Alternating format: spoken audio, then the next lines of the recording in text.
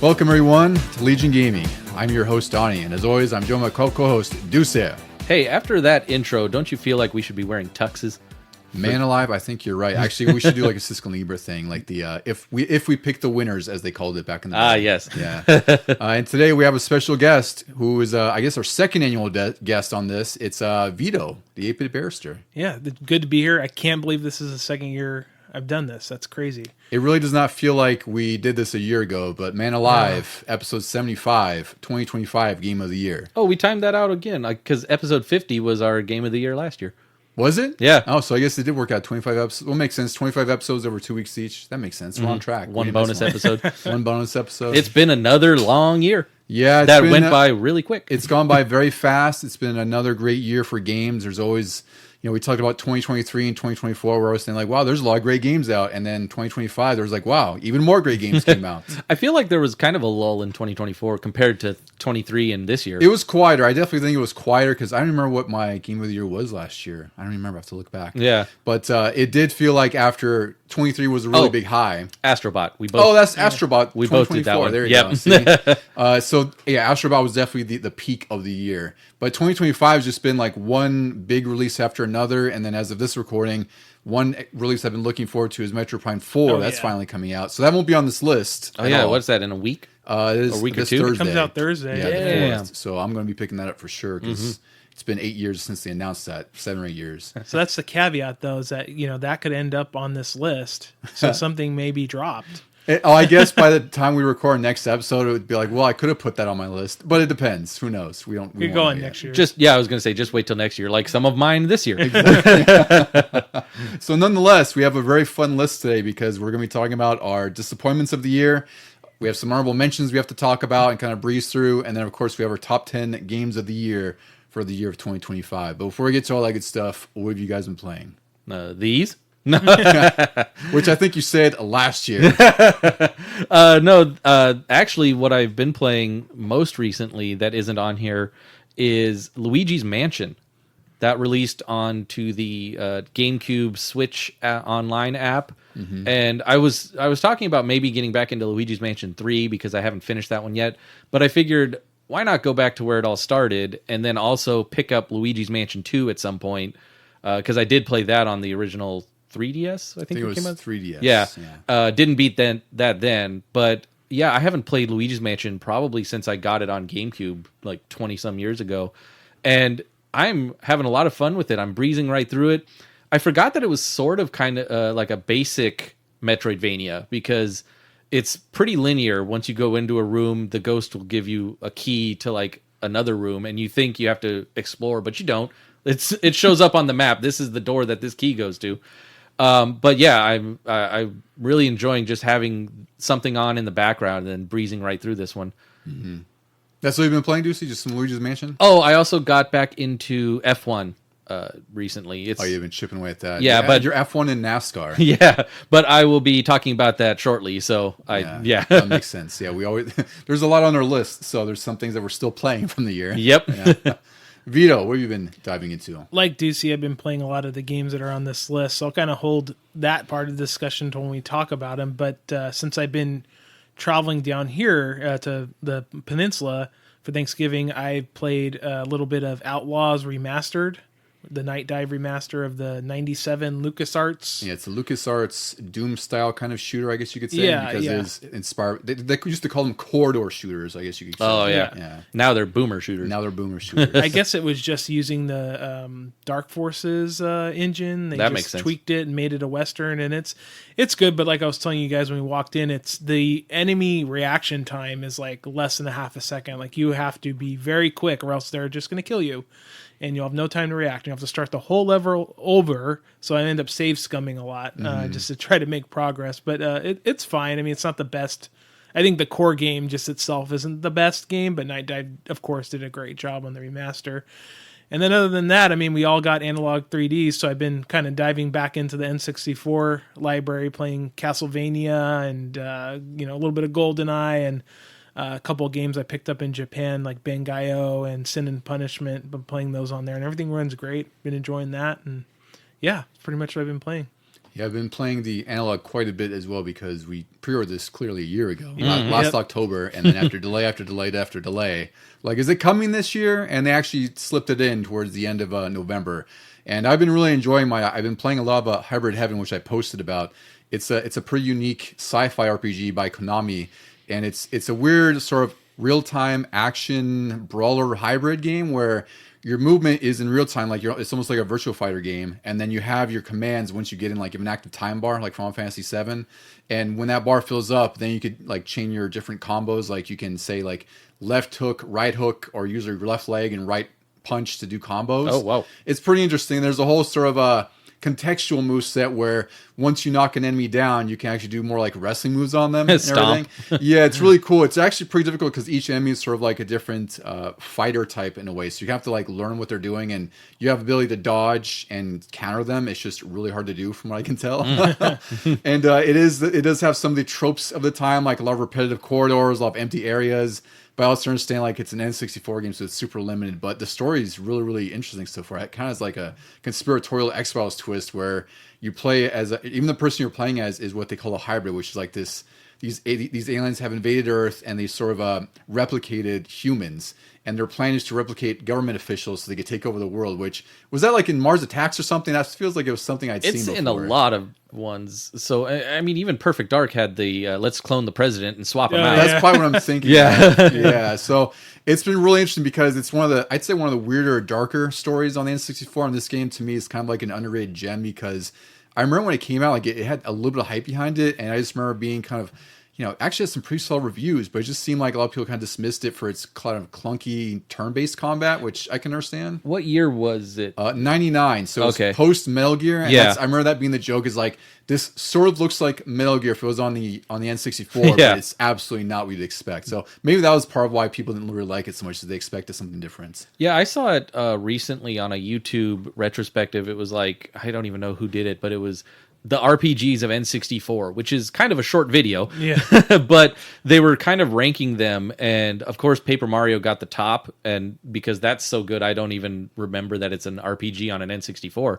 But Hybrid Heaven was up there at like second or third, and when I They saw put that up there high. when I saw the gameplay of it, I was like, "Whoa! How did I miss this? I really got to go looking for it." Yeah, I remember renting it back then, but it just felt like no one talked about the game much. Yeah. Like I'd seen it in reviews and magazines, like even Nintendo Power and this and that and everything, but it just no one I knew talked about it. It was just it existed and no one talked about it. So I'd gotten a copy a while back and I played it, and I also played a little bit on Switch Online. But the enhancements of the analog do make it a little bit easier to sort of digest, like the overclock mode that. It doesn't make this frame rate ultra smooth, but it smooths it out better than what it was. Slideshow. Yeah, than the slideshow on a regular N64. So it's like those little small enhancements make it a little bit easier to get it into. It's still a 26-year-old game that's just super clunky, but it's really been fantastic so far. It totally passed me by. I didn't know about Hybrid Heaven until recently. In the last 5 years, I did not hear about it as a kid.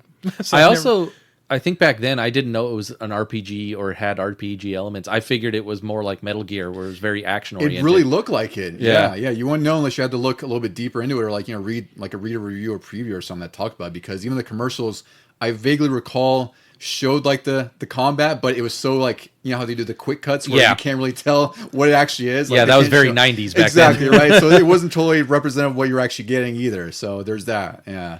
The other game I'm playing is Neon Inferno that came out last week or the last that's couple right. weeks. I started that. Yeah, it's a really cool game. He plays like this mafioso hitman, basically just taking down sort of this larger government that's overrun the city or the police force. And that's really the story. It's just filler. Really, there's really nothing exciting there. This game is actually it's heavily inspired by Wild Guns and Metal Slug, right down to the difficulty. I beat it on medium, but I was like, wow, those last two levels were pretty hard.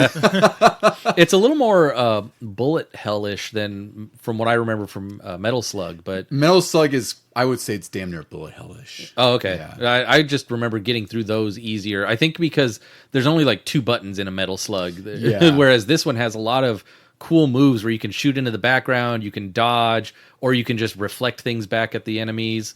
So it's a little more like of a modern bullet hell. It's shooter. like and there's elements of Contra in there too. I really like it because it does combine all of those different sort of scenarios where it's like you could deflect green bullets and you can also deflect them in the background because you're getting shot from the background. There's times where you're going in the background shooting into the foreground. So there's a lot of this game is like super fast paced on top of all that. And for me, it's really it just comes down to just memorization more than anything. Like, where enemies are kind of flying in from. Yeah. Right. So it's just once you get used to that, it's not so bad. And like the bosses only have a few attacks. They all have like 2 or 3 phases, which is also surprised when you get through them. I was like, oh, damn, that was really hard. Oh, shit. Yeah. Like the health bar just refills, right? I did try it on hard and I got through the first level and it's definitely harder because they have different placements than what I was used to playing on normal. And there's more enemies on top of all that. So it's been a really fun sort of arcade shooter, I guess you could say. And it's also, I think it was like, it was like $15? 18? 14? Yeah. It was on sale right when it came out. Yeah, it had like a special early discount, which may or may not still be valid, but even at full price it was like 15 or $20. And it, it's short and does have some extras. Like there's an arcade mode where you get through on 1 credit. Don't know if I'll ever get through that. I can't imagine that. Yeah. So I don't know what else they might have coming for it, but it's a really solid, fun time. It's just pure arcade bullet hell, Metal Slug, Wild Guns. I will say I enjoy that you get a life bar in this one compared to like Contra That's and, true. and games of the old. It is helpful. The downside is like you have no way to refill that health bar either. Yeah. I will say one thing I didn't like was how you switched to your secondary weapons. It's really something stupid. Like you have to crouch and click the right stick. Oh, yeah. And like, it has a little on-screen prompt. And I was like, am I doing something wrong? Like I thought I was hold crouch and hit down on the right stick. Yeah. And it's No, you click push the right stick. you push in the right stick. Yeah, that took me a little while to figure out. Yeah, it's really dumb. Like you can't switch back either. So you're sort of like you use your sub weapon and you're stuck to it, which you don't want to have sometimes. Yeah. And also it's kind of goofy that the right click when you click the right stick again, it's also toggles your crosshair speed. So if you're not crouching, you might accidentally. Oh no. Yeah, so it's a small issue. Like they could patch that out or something. But overall, I did enjoy my time with it because I finished it. I still loved it. Yeah, there's 8 other face buttons. They could have done something. I know. There really are. There's a dodge. Yeah, I guess there's at least 3 more buttons they could have used. Yeah. All right, guys. Well, let's talk about the greatest games we played in all of 2025.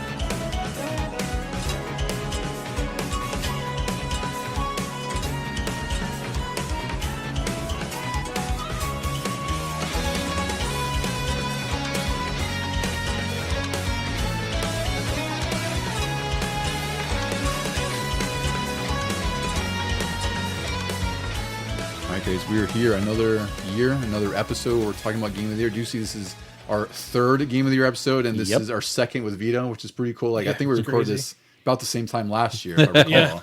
And we're here a whole year later, believe it or not, to talk about the games we were disappointed by, some of the games that almost made our list, and of course the top 10. So I guess we should start with our disappointments because those are a bit easier to kind of chip through. It's a smaller list. It's a smaller list, and really there's not a whole lot to say. It's really these games are like. They're kind of things where they're not terrible games. It's just maybe we set our expectations too high, or once we played them, it's just like it just didn't meet the mark of what we thought. They're not bad games. It's just stuff that we wish we would have liked more. So this is a different kind of list, more or less here. Ducey, would you like to start with your disappointments for the year? Okay.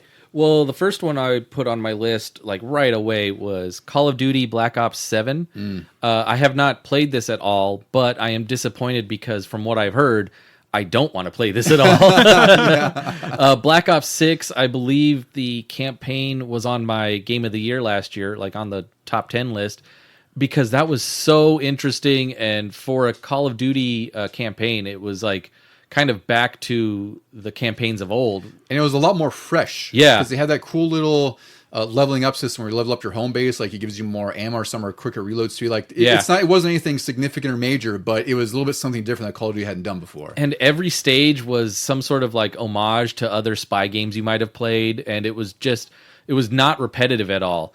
And then this one comes out and everybody's talking about how it's all like multiplayer and it's basically like Warzone but a campaign, which is kind of how they shot themselves in the foot with Modern Warfare 3. And I'm just like, this is why we don't do back-to-back versions of the same game. Like they should have gone with another Modern Warfare or another World War II version or something before they get back to Black Ops. Yeah, I read the campaign here is really terrible, which I don't want to say I I expected it, because I kind of did in a way where once they said it was like co-op focus, it's like, okay, well, I know they're going to balance it for single player. Right? Oh, yeah. It's going to be a 4-player co-op game. And I've heard it's just really bad. I've seen videos saying like there's areas where you could just crawl, like you're swimming through the ocean or through some water, just to avoid all the conflict. You just bypass all that, right? Nice. So it sucks, because we do play the Call of Duty multiplayer quite a bit when they're out, and this one we don't care. At one point, like, you know, in the previous game, there was a lot of head trippy stuff because it's talking about being reprogrammed during the Cold War and everything. They kind of leaned too heavily on that in this one. At one point, Michael Rooker is ginormous. It kind of looks like Scarecrow in the Arkham series. Yeah. And you have to fight that. And I was like, why? What is going on with my Black Ops? Yeah. I'm not a Call of Duty person, like, at all. The last one I played kind of religiously was World at War. So we're talking like 2008, maybe 7, somewhere around there. But to me, that franchise was always about, like, and this might sound stupid, but like horrors of war, like the realistic aspect of like World War II. Oh yeah, that's definitely what it used to be. Yeah, and now it's like turning into this like psychedelic, weird kind of like sci-fi thing, and I'm like, why don't you just make a different franchise? Like, make something else that kind of leans into that. I mean, the very first Black Ops was kind of leaning into that because it was during right after Vietnam, and that guy was reprogrammed. What are the numbers? That sort of thing. So Black Ops has always been sort of about that, the weird psychedelic stuff, but this is also kind of bleeding into the future, which I don't always want. Like, there was the one where they were in space. What the heck was that? Infinite Warfare? Yeah, I think it was Infinite Warfare. And that one is like, okay, fine. If you're going to do that, like you said, split it off into its own thing. And, and now we have space Call of Duty. But just like for Black Ops, keep it boots on the ground or something. Yeah. You want to go through the rest of your disappointments? Yeah. We'll just probably quick fire all these two. Like, we don't want to rotate them all. Yeah. I was also disappointed with the Rogue Prince of Persia because it had some really great gameplay, but it's a roguelike. And I was getting tired of doing the same level over and over again in the beginning. Yeah, I agree with you there, because that one was I was kind of high on that one for a little bit, and then once I had to play through the first boss 3 times, I was like, all right, I'm kind of over this now. Another one I put on here, Super Mega Baseball 4, but not for the game itself, because I really enjoy that series. It's a really good arcadey baseball game with some in-depth franchise mode. But the Switch 2 has issues because not everything has been able to come forward from the Switch. So Mega Baseball 4 and the Jurassic Park collection will just boot you out all of a sudden and freeze up and just kick you back to the home screen. And I'm just like, Yeah, there's, I think, like 100-something games total that aren't compatible with Switch, and you have 2 of them. Yeah. And I really want to play them. Yeah, that's what sucks. Like, it's a super small list relative to the library size, but then it's like, it sucks when those are, there's 2 games you want to play on there. Did you say Jurassic Park is one that has problems? Yeah, the collection. Yeah, see, I have that physically, but I haven't tried it yet. Yeah, it's not going to work so well. If they patch it, I guess. Yeah. And my last 2 kind of go hand in hand, and you guys aren't going to like one of these. Yeah. But I had to put Sonic Racing Crossworlds on here because I was really hyped for it, and I thought it was a really good competitor to Mario Kart, and then it just sort of fell off, and I haven't played it since we initially played it all together. Yeah. I just thought it was not quite what I was expecting. Like, it had a lot of kart customization, but it didn't really matter. And then the single player wasn't hooking me. A lot of times I was going through it and I was just getting rammed everywhere and sliding up against the walls. And I'm like, I don't feel like I have full control of this racing game. And so, yeah, like I said, I haven't really played it much since we initially played it. But hopefully when the Mega Man pack comes out, I'll get back into it because that looks fun as hell. Can't wait for that. And then my last one is on all of our disappointment lists. This one we could talk through a little bit. Yeah. This one, it stings. This one stings more than the others. It's Mario Kart World, and I can't believe I'm putting this on here. I was shocked you even conceded to it, too. I was like, all right, Deucey. Yeah. Right, you've come to fights. But I will say I'm more willing to go back and play this more than Sonic Racing or anything right now. Like, it's still Mario Kart to me, and it's still fun if you just sort of accept that you're going to get screwed over at the end of every race. Mm-hmm. But it's on my disappointment list because it just doesn't quite match Mario Kart 8 or some of the other Mario Karts.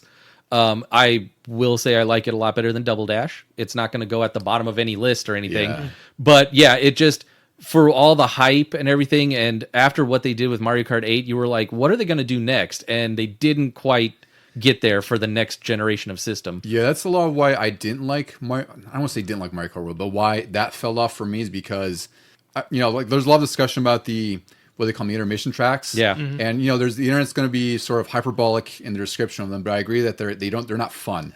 Like when I feel like I'm on a straightaway the whole time and I have no way to catch up or anything, I'm like, this is just boring. Like, this is not Mario Kart to me. So that's just like a small nitpick, right? Because it doesn't ruin the game or anything. It's just something that, to me, stops the pace of the game. And then also you're getting screwed. The offensive items are garbage in this game. Yeah. Like they're just kind of useless. The AI is absolutely atrocious in my eyes. Like you said, when you're getting clipped from first to like eighth, at literally the last turn of the whole race, and you have no real way to restart GP, it's like, all right, well that sucks. So it just sucks because I had really high hopes for this game, and we played this quite a bit, and we haven't played in like almost 5 months now. I think it is, since before Donkey Kong Bonanza came out. That was July. Yeah. So it's like this game will get better, but I still feel like Mario Kart 8's the peak. This is still a fantastic Mario Kart game. I'm just kind of like bored by it. Like it's just not a bad game. It's just I'll only play multiplayer. Like if you guys say, hey, you want to play multiplayer, like I'll play multiplayer for sure. But I haven't picked this up single player in 4 months. Like the online's boring by myself. Because it's pure chaos. Yeah. The GP is, I've done all the golds I want to, but the fact that I could get screwed at the end doesn't make me want to play it. And also the open world is just kind of a barren wasteland to me. Like you unlock these stickers that don't do anything. You have 1,000 of them, and you can only apply one to your car. That's such a sin to me. Is you get all these stickers, and you can only apply one on one little part of your car that you never see, and you can't see it. Yeah. So it's like I just wish there was more to it. Like I think the open world could have been so much more exciting. There could have been a ton of things you could have added to add some more variety. But the challenges are fun, but they don't do it for me. Is what it is. Yeah, I mean, I agree with everything you said. I think the thing that kind of saves it a little bit for me is I know it has potential to be like better, and I know they're going to add some DLC at some point. And you got to remember, Mario Kart 8 when it came out originally on Wii, a lot of people had problems with that. I mean, Wii. It launched a lot of problems. Yeah, like Juicy told me about the whole multiplayer fiasco. Yeah. Oh yeah. Yeah. So I'm hopeful that that they'll maybe add a bunch of content, fix the AI. Maybe add missions or something to the overworld. I think they keep tweaking it here and there, but it's like not a lot of stuff that people are asking for. Yeah. So that's what sucks is this game.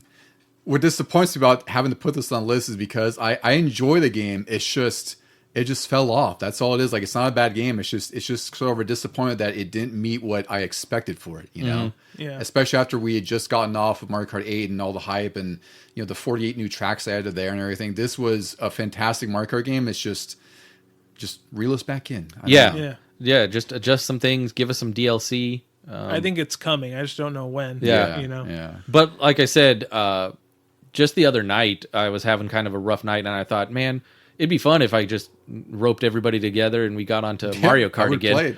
Me too. You guys let me know. I'll jump in. Yeah. This won't be my first choice, but it won't be a choice I would say no to. Yeah. All right, Vito, you want to chip through your disappointments of the year? Sure. So the first one I have is Assassin's Creed Shadows. Mm-hmm. The game is gorgeous. The story's okay. The characters are okay. The thing that kind of kills me with it is, to me, it's an Ubisoft thing where they just make these giant open worlds with tons of stuff to do, but none of it's really interesting, and it's really repetitive. It's a lot of the same activities over and over and over and over.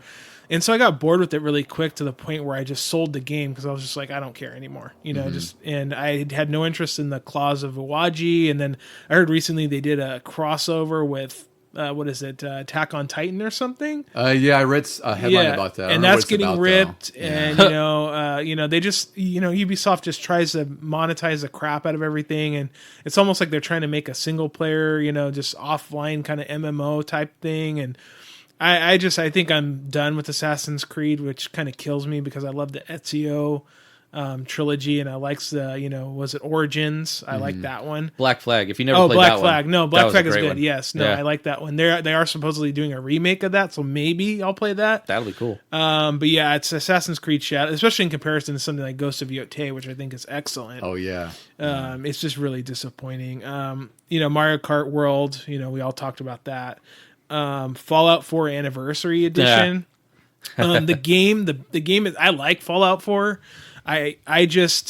They charge like what, $70, and basically you're not getting anything new except basically a bunch of cosmetic and community creation. Community creation stuff. Yeah. So it's just there's not a whole lot of value there. All that should be like max $30. That was already kind of available. Right. Well, they had like the free community creation club mods and whatnot, and then I guess these are, I don't know how they chose them. I don't even know what they're really random. is. Like I bought it because I really liked it, and I was like, oh, I want to play Fallout 4, and then I played it for like an hour, and I just, there's a bunch of bugs like usual, and then I heard that people that had mods installed, if they bought the creations, it like broke it, and so I'm just like, come on, Bethesda, you got to do better, with this. So that's on there. My next one, and actually I like the game. It's just one aspect of the game that I'm putting on here. So Silent Hill F.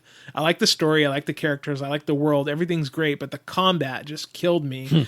I remember playing on hard because I wanted to be cool or whatever. Like, I'll play it on hard, and I got to the first boss. It was one of her friends as some kind of monster. I don't remember what the name of the friend was, and it was like playing a Dark Souls game. Like, I could not beat it, and finally after like 20 attempts I got through it.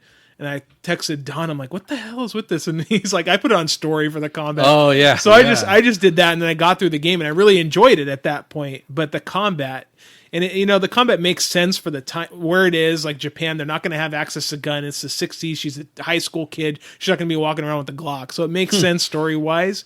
It just doesn't really work for me on anything above story. So that's why. And a lot of that, and I didn't put that on my disappointments, but what works, what doesn't work about the combat is that they have this stupid stamina system that is unnecessary. Yeah. It's just there to add difficulty.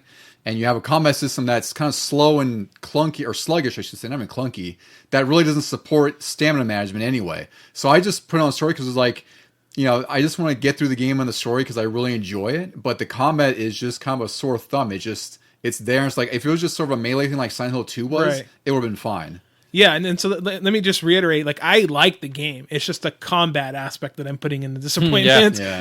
So asterisk. We'll say, asterisk. And then my last one is, and I know I think Donnie has this on here, but Microsoft, but specifically canceling Perfect Dark, because that hurts my heart, because now I'm pretty certain that franchise is dead. Like, it's not ever coming back unless someone like Nintendo could, pull it away from Microsoft and take it over. To cancel that game based on what we saw, and that footage could be mainly BS, like just, whatever, but it looked cool. I was really looking forward to it. It was more than we had seen in the past few years. And there was a developer who said, no, there was actually a lot of that was just gameplay. Right. Yeah. He came out and said, like, just to sort of discredit the rumors and whatnot. Right. But to have something that you show, like, to, fans of the franchise that have been around like us since the N64 days, that we're like, oh, new Perfect Dark, and then they're like, no, psych, we're not going to make it anymore. Like, Microsoft is literally killing me right now. Yeah, I put them on my list for the second time. I don't know if I did it for the first list. Did we do the first one? With all the firings and everything? Yeah. Okay, so there you go. So, they've continued to fire people this year. Thousands more. They've, again, shut down companies, including the Initiative, which was developer of Perfect Dark. They've also raised the price of Game Pass. I don't know if it's once or twice, but at least twice within the last year. Yeah. It's now $30 a month if you want Ultimate, because a $70 billion acquisition is going to pay itself. On top of that, the hardware has gotten 2 increases, and there's rumors of a 3rd increase coming because of RAM shortages, thanks to people and AI. It's really just, it's just kind of like the crypto shortage, or excuse me, the GPU shortage when people are on the crypto. Now there's sort of a RAM shortage for AI. So they now have a $650 Series X. I think it's a 2 terabyte. I think that was $500 5 years ago, and now they're firing people left and right. All the big wigs are still making $30 million a year, whatever it is.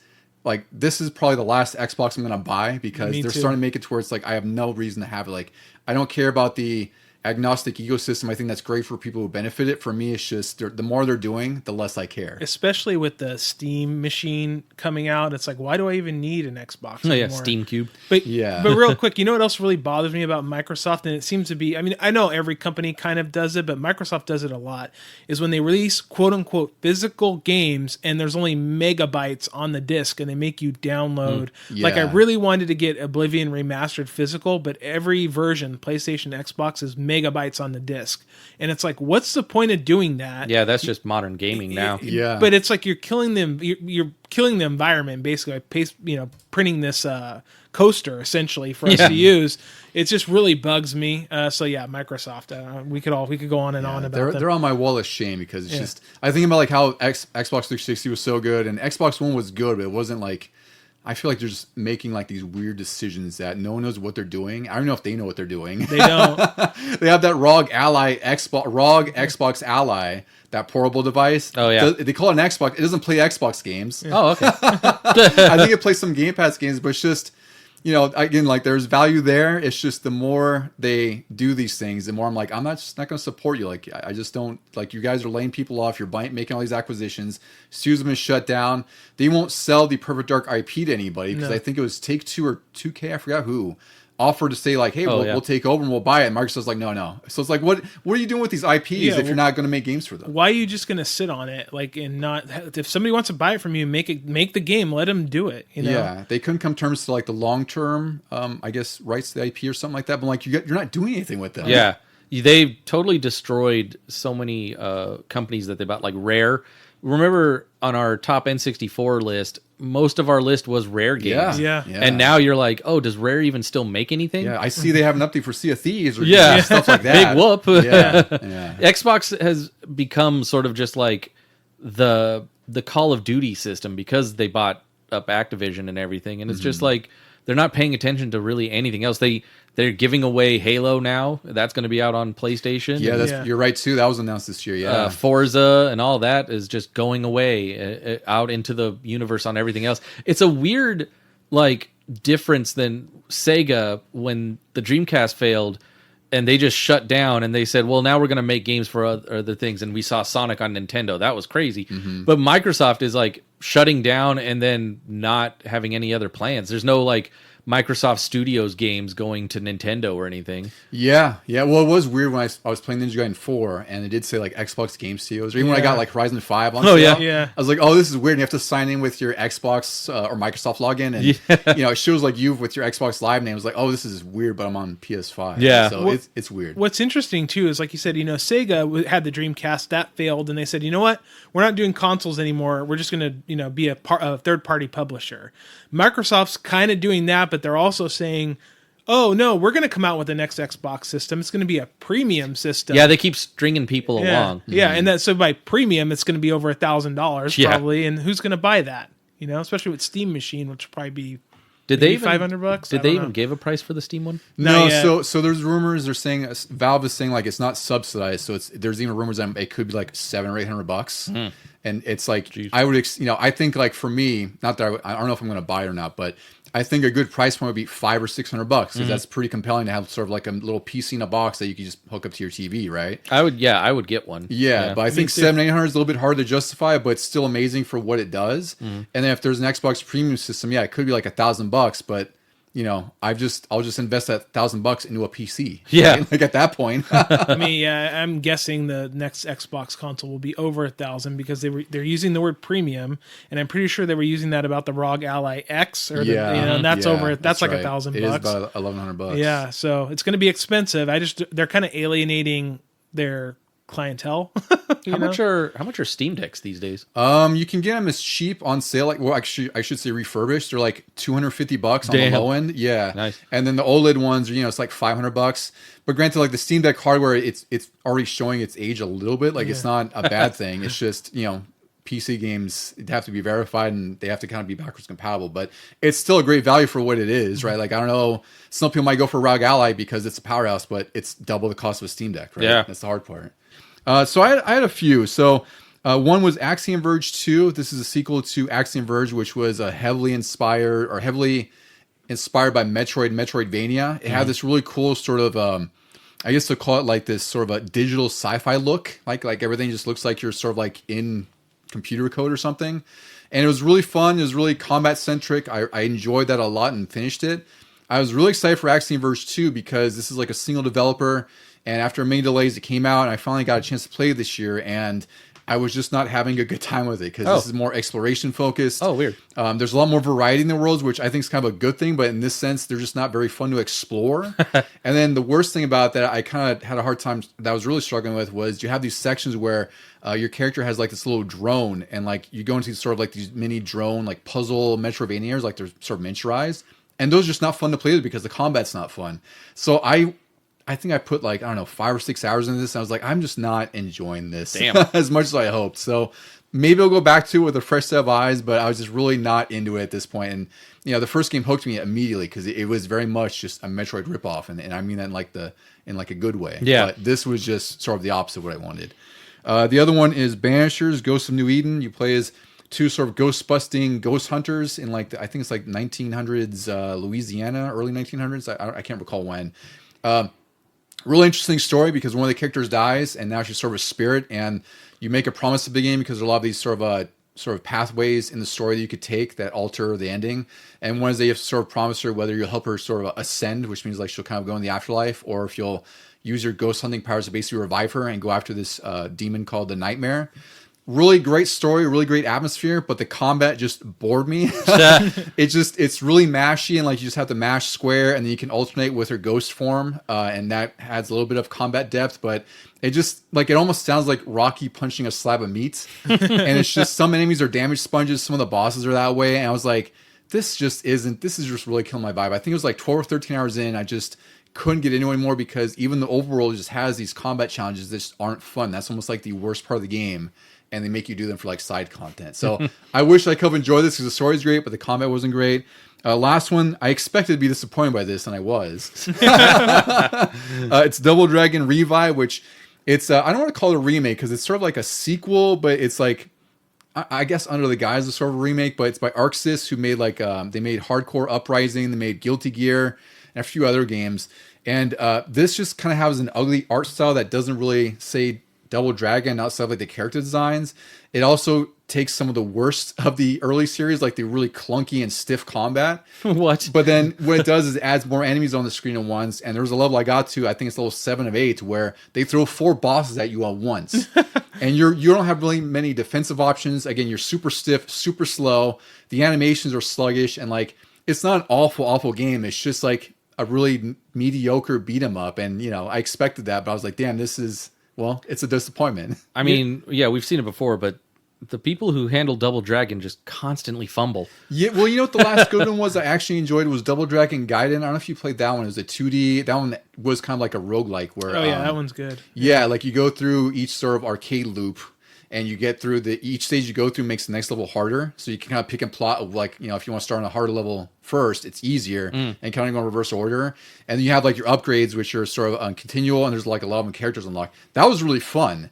This was kind of the opposite of that. Yeah. What's interesting about Double Dragon Revive, and maybe I'm wrong about this, but it's developed, I believe, by Ukes, which is the company that did all those wrestling It was. games. Oh, yeah. So, Yes. and I mean, I haven't played probably a lot of those games, but I heard they were pretty good. So I thought maybe they would take a lot of that wrestling DNA and kind of like, you know, put it into this Double Dragon game, but they didn't. Yeah, I think they tried to make it a little too retro, and it got some of the worst parts about it. It's just...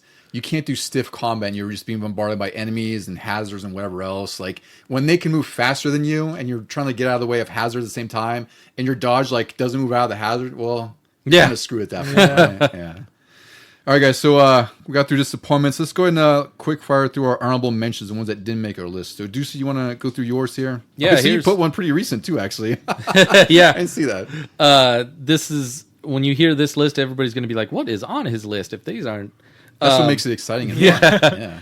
I'll start with Vampire Survivors. I am surprised that I didn't talk about this on last year's Game of the Year because this thing hooked me right away, and I just now really love games like this. Also, NASCAR 25 just barely missed my list, but I'm still having a great time with that.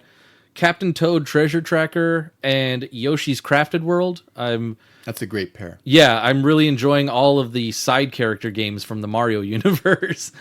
Ninja Gaiden Ragebound. I really enjoy this. It is hard for me, you know, my stance on these games, but like I really do like it, and I like what they did with it right from the first level on. I'm actually not having too much difficulty with it. I just got to remember that I own it and then play it. I'd say the difficulty is like reasonable. Yeah. It's just I you don't have to think- learn a lot of things in there. I don't think I've died maybe like once or twice. That's about it. That's reasonable. Yeah. It's not like 20. No. Yeah. I also put Donkey Kong Bonanza on my honorable mentions because the more I thought about it, I'm like, this is a great, gorgeous game. I love that it's like Mario Odyssey, but Donkey Kong. But then I realized I haven't played it since it came out. Like, Yeah, I was actually surprised this was on your list, but I also know you haven't talked about it in a while, so I figured you kind of fell off of it. yeah, it just sort of like got pushed to the side, and I know I can get back into it and probably just get lost in it. But I'm also afraid for myself because I find I just start digging through everything, and then my OCD takes over, and I want to clean the level of anything that you can break, and I'm like, I'm not going to get anywhere that way. I also got an honorable mention Atomfall. I talked about that earlier this year, and I do want to get back into it. I just got stuck in some hard areas. Resident Evil 7 just barely missed my list because I then played 8, and I was like, oh, this is better. I agree. Guns of Fury. I know we talked about it early on in the That year. was a great discovery you made for us. I had a great time with this one. Metroidvania Metal Slug. Yeah. And then my last one just came out recently, and I had to put it on here because I'm really enjoying it. Dispatch. It's by the team. It's not Telltale, but they're doing a very good homage to it. I think it's some of the developers from Telltale. Yeah, That makes sense. Yeah. I don't know how many, but I'm sure it's like, a few who probably headed the studio back then. If anybody out there has played like the Telltale Walking Deads or was it The Wolf Among Us, Batman. Back to the Future. Yeah. Back to the Future, it's like those games, but now you're superheroes, and it's a very good cartoon art style and voiced by a lot of the people from Critical Role. I just had to put it. It just barely missed my list because I was like, well, this is fun, but also I've played this before. All right, Vito, your honorable mentions for the year. Sure. So I have was it Hyrule Warriors Age of Imprisonment Yeah, there. this is a great one. I really like it. The battles, they just get really huge and they're really fun with the combinations that you could unlock and everything. A bunch of other things came out and I haven't played it all that much in like a week or two, but I really like it. Doom, the Dark Ages, it's Doom. I'm always going to like Doom. I really love the metal kind of Captain America vibe that you got going on with your saw shield that you could toss around and it bounces off enemies.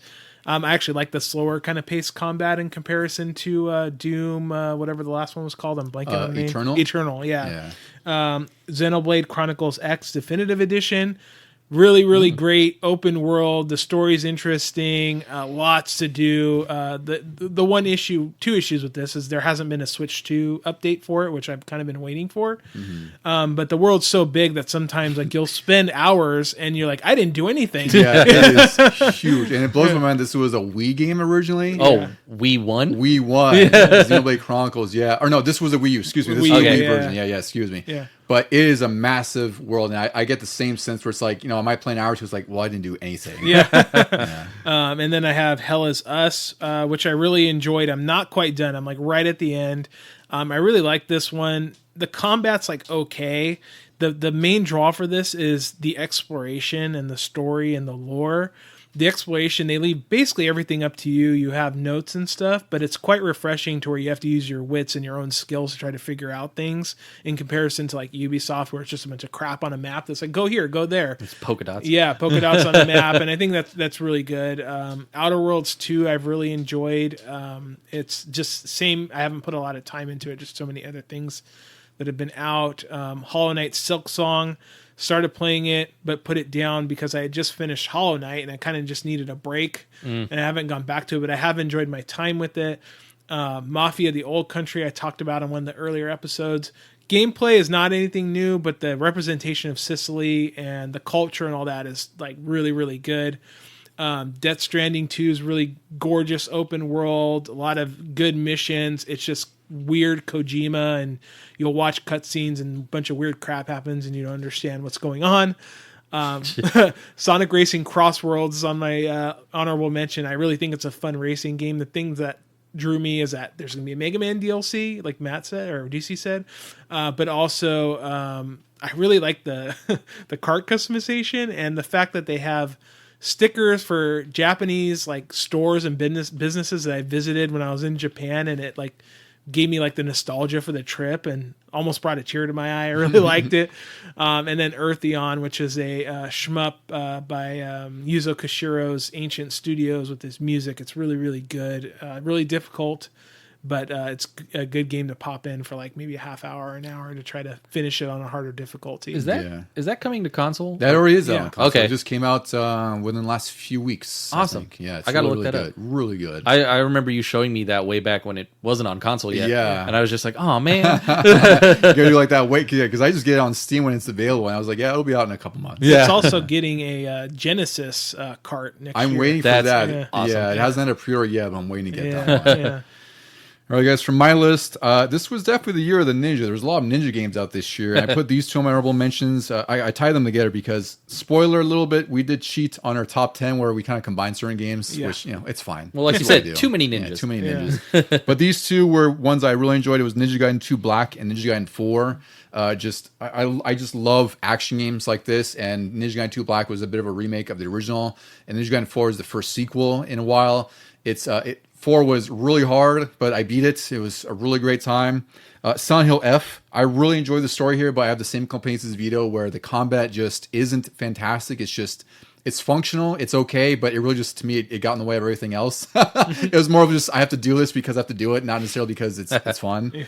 I put Hades 2. I had been waiting for this for a while. I really love the original Hades. This is sort of my benchmark for roguelikes. I'm really critical of those, depending on the gameplay style. But Hades, the series, I should say, is a bit sort of the exception. I put Avowed on here. This one really didn't seem to make a big splash when it came out. It's an Obsidian game that came out early in the year. I really enjoy it. It's kind of like Skyrim on a much smaller scale, where you have like these 3 giant maps. Oh, yeah. And you can kind of go between the areas. I forgot it was Obsidian. Yeah, I really enjoyed it. It takes a little bit to get going. I actually thought it was a little bit difficult at first because I was playing a wizard, but once you level up and everything clicks, I was having a ton of fun. Like the world is really gorgeous, the story is really interesting. This one just felt like it just kind of fell by the wayside. Sonic Racing Crossroads.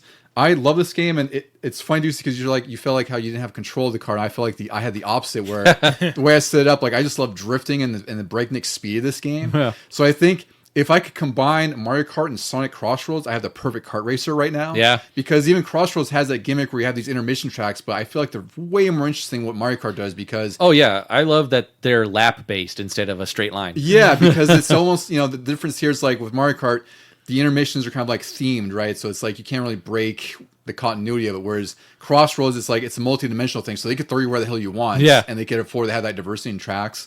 Plus, this already has a lot more content that Mario Kart didn't in like the 3 months it's been out versus the 6 Mario Kart's been out. Yeah. I have Luminous Arise. This one came out a few weeks ago. This is a sequel to the Luminous series that started on PSP. Really fantastic puzzle game.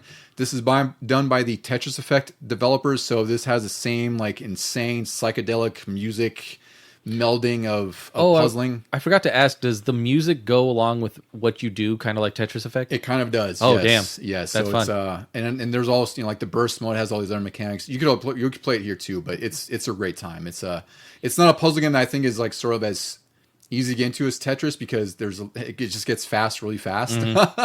But it's a great time. I have Hell Is Us. I really enjoy this game after Vito recommended it. The story here is really what shines. I love the boldness of really sort of digging its heels into the exploration aspect where the maps aren't terribly huge. So it's not feel like, I got lost sometimes, but I didn't feel like I was completely lost. Like I just I hit like a wall. It progressed enough. It's just like similar to Silent Hill F. The combat just wasn't good for me. Like it's totally fine. It's kind of like a hack slash kind of thing. I turned it down. I was having way more fun with the game because I'm so focused on the world building and everything else.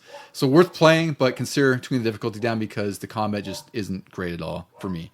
Hyrule Warriors Age of Imprisonment. I like this for really the same reasons Vito did. It's just a Dynasty Warriors with a Zelda theme, and this is even more bombastic than most Dynasty Warriors games just because it really drives in the Zelda theme. Like there's just these crazy screen-filling attacks that destroy hundreds of enemies at once. It's a great time. Eartheon. This is like Vito said, the Yuzo Koshiro developed game by his team at Ancient. I think his sister still works there.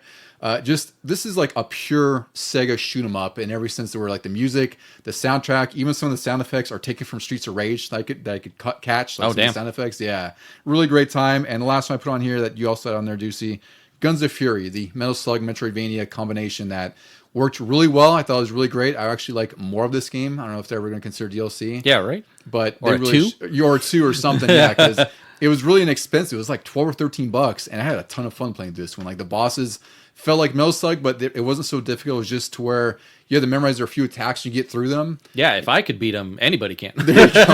That's the benchmark for you, dude. Yeah. Yeah. All right, guys. So we had a pretty healthy honorable mentions list there. So we'll get into our top 10s. This is really the best of the whole year. So Deuce, you want to kick us off with your number 10? Starting out at number 10 is way back what I played in January before I got sick, and that is Indiana Jones and the Great Circle. I unfortunately haven't gotten back into it in a whole 12 months has passed, but I just think it is like one of the best movie tie-in. I mean, not movie tie-in, but like what franchise tie-in kind of games that we haven't had in a while. Like this could be an Indiana Jones movie, and it's just so fun to finally step into his shoes and really feel like Indy.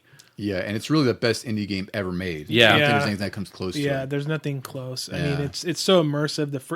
People complain about the first person online that, you don't see indie, but it really excels in making you feel like Indiana Jones because it's so immersive, especially with the puzzles, right? Well, and you want to, like you're in these tombs and everything, like you want to observe them and explore them that way. Like, third person is great, and like they do have the sections where you use that, but the first person really, really lends itself to immersing you even further. The thing I think feels the most like him is just lighting up a corridor with the torch above your head. Yeah. Then really I'm like, great. I am definitely Indy now. Yeah. And then you see his silhouette, and you see it in, I always thought that was really cool. All the details in here are just really incredible. Like the atmosphere it's really second to none for a lot of games. Yep. Yeah. Vito, you're number 10. My number 10, and it's kind of at the bottom just because it's a remaster. I don't know. I guess a remaster for this one, but it's in the title, right? Elder Scrolls 4 Oblivion Remastered. I really love the original Elder Scrolls 4. I like it more than Skyrim, and to see it with a new coat of paint, it just looks amazing. It's everything the original game was. There is some flaws with it, like the Unreal Engine 5 stutter. They need to fix that. I don't know if they can. And it also seems that Bethesda maybe, I don't know if they've abandoned it. I mean, they've done a couple patches, but it's been months.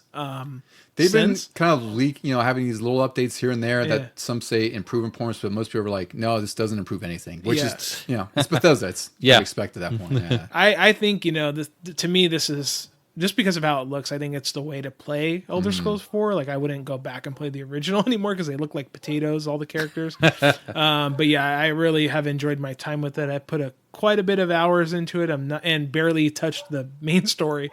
Yeah. That's the experience. That's the true experience. Yeah. That's how you play these games. Yeah. Like, I'm not even sure what the main story is, but I'm loving the 150 the hours in, guilds. and I'm still on the second mission. Story mission. Yeah. I think isn't this one about like gates opening up? Yeah, the portal gates. Yeah, and that's the thing. Like, you'll be like, I'm gonna go do this main mission, but then you'll see a bunch of those Oblivion gates, and you're like, I'm gonna go close this one. I'm gonna close that one, and then you've spent 2 hours closing gates. There's some flowers I can pick to make a little salve. Yeah. I think way back in the original, when I would see an Oblivion gate, I'm like, that looks scary. I don't think I want to do that yet. I leveled up enough. Yeah, right? Yeah. Well, it does scale with you too. Like, as you level up, like, they get more difficult, and they'll throw like really high level enemies at you, and you're like, oh god, why did I go in here? I should have done this at level 1.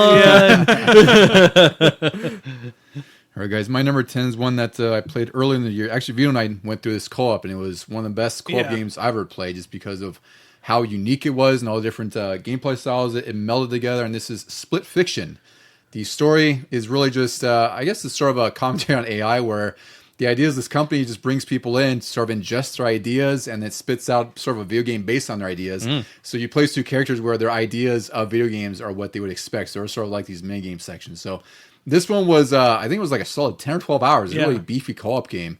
And it's from the same developers, It Takes Two. And it was just a really stellar experience. And I almost kind of forgot about this one because similar to Avowed. Like, it came out, it got really stellar reviews. I mean, Avowed got like 80s, but this was like high 80s, maybe 90s. I forget what it got as far as like reviews and whatnot. But a lot of people loved it, and then there's just a lot of stuff that came out the rest of the year that kind of maybe overshadowed it. So maybe we'll get some awards, and some people will get more attention to it. I mean, I saw it everywhere on YouTube. Everybody was like finding a streamer buddy and then pairing up and playing it, and then you beat it, and it's like, okay, well, that's done. Exactly. That's the downside. Like, once, just like the other games, like, you're done. That's it. Like, you can go through for trophies if you want, but there's really no big difference otherwise. When we played it, I thought we hit all the side stories. I think there were. There's a few we missed. We missed a few because I saw one giants, and I was like, we didn't do that one. What was that? Yeah, we did the farting pigs one, which is hilarious. Yeah. All right. Do you see your number 9? Number 9. Let's start off the number 9s with The Outer Worlds 2. That just came out last month, and I'm a huge fan of The Outer Worlds, so I could not wait for this one to come out. And luckily, it came out right when I was done beating other games like Resident Evil. It was and stuff. perfect. Yeah. And so I was like, wow, this might be the first time I've played a new game this year, like right at release. Wow. It's just so low because I haven't put that much time into it. And unfortunately, I had to restart recently because I got to like the first main mission that the story's been building up to. And I was just totally unprepared for it. I didn't spec right, and I don't like how they're approaching stealth in this game, where you have to put points into stealth just to be able to like stealth kill somebody.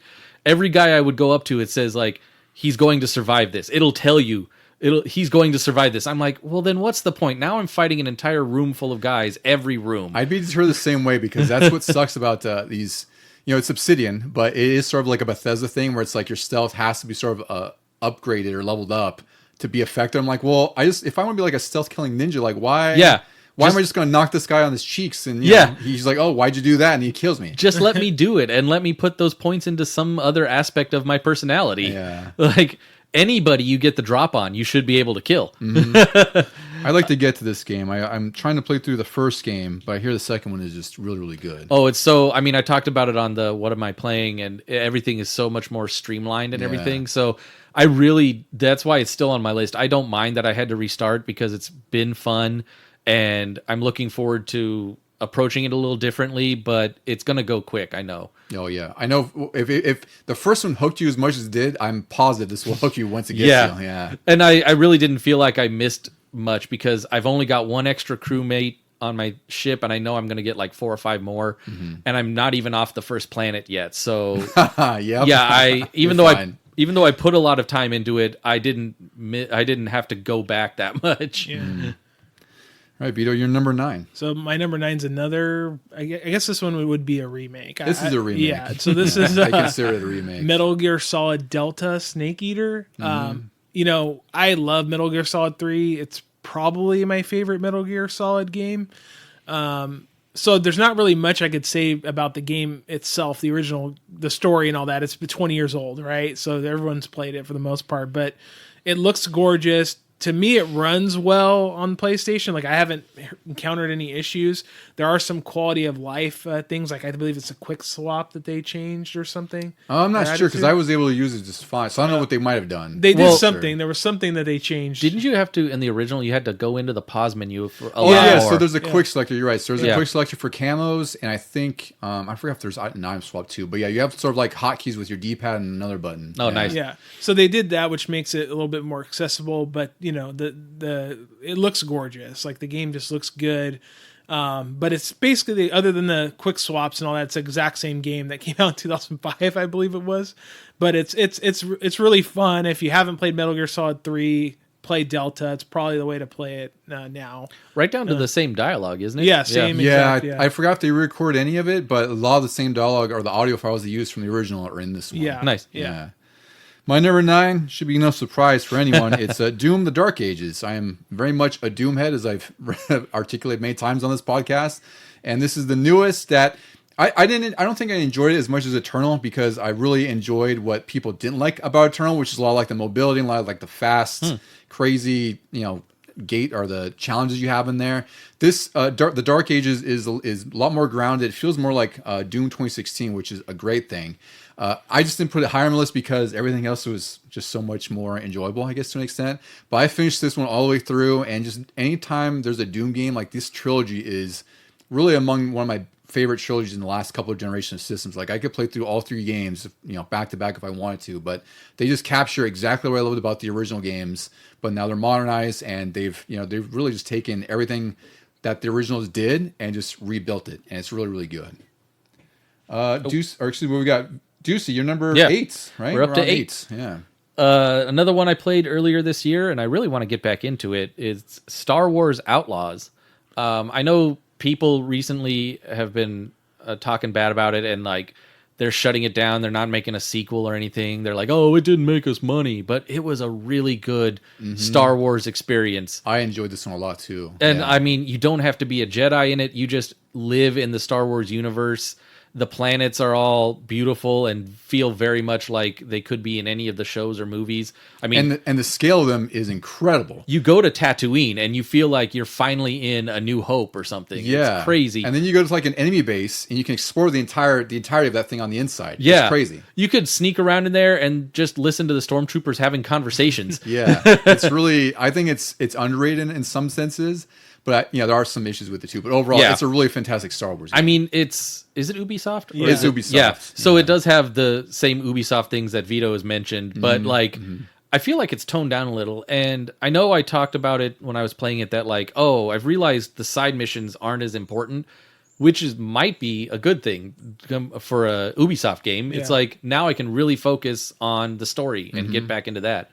Yeah, the side stuff, for me at least, was really more just about getting money if you needed it. But, you kind of get there organically by doing side stuff as you go along. The cosmetics. Or the cosmetics, yeah. But it's like really it's just, you can focus on the main game and still have a really awesome time with it. I feel like I got what I wanted based on my clothing giving me certain attributes and based on like what I have my little speeder bike looking like, and I'm like, I'm fine with that. This is how I want to be. Now let me just finish the rest of the game. Write it out and enjoy the story. Yeah. So I also like Star Wars Outlaws, and I kind of bashed Ubisoft a bit. But sometimes they fall ass backwards into something that's pretty good. They magooed themselves into this one. They magooed themselves into it. And the sad thing is there's probably not going to be another one because of how it was received, how it launched. The stealth was kind of baked in and a little bit broken when it first launched. It's a lot better now. It's better now. It's better now. Yeah, it's a lot better.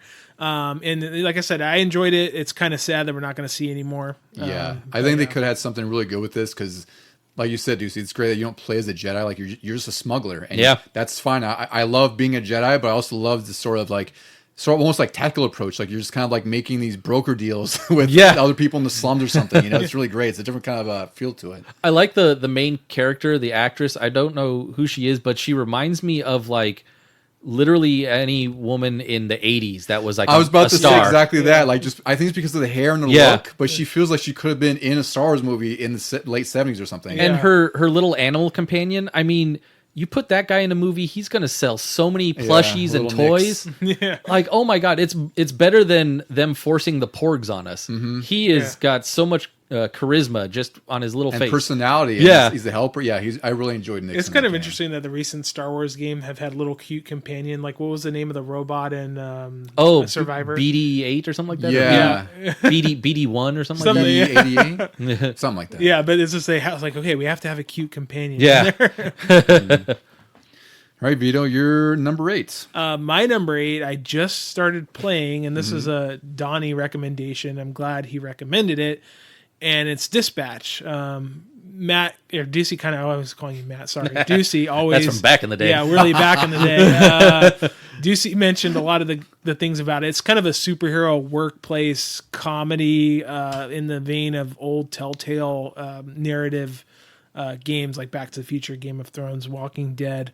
It's really funny. The characters are really, really well written and well acted. The main character, I think, is Aaron Paul from Breaking Bad. The reason why it ends up on number 8 and not higher is that with these types of games, there's not a lot of gameplay. It's just like you'll get a dialogue choice that you press a button. There might be a mini game and all that, and all that's well done. It's just you're basically watching a show. Kind of an interactive show. I feel like this one, because the premise is, the reason it's called Dispatch is you're a superhero dispatcher. Right. Which is a funny premise on its own.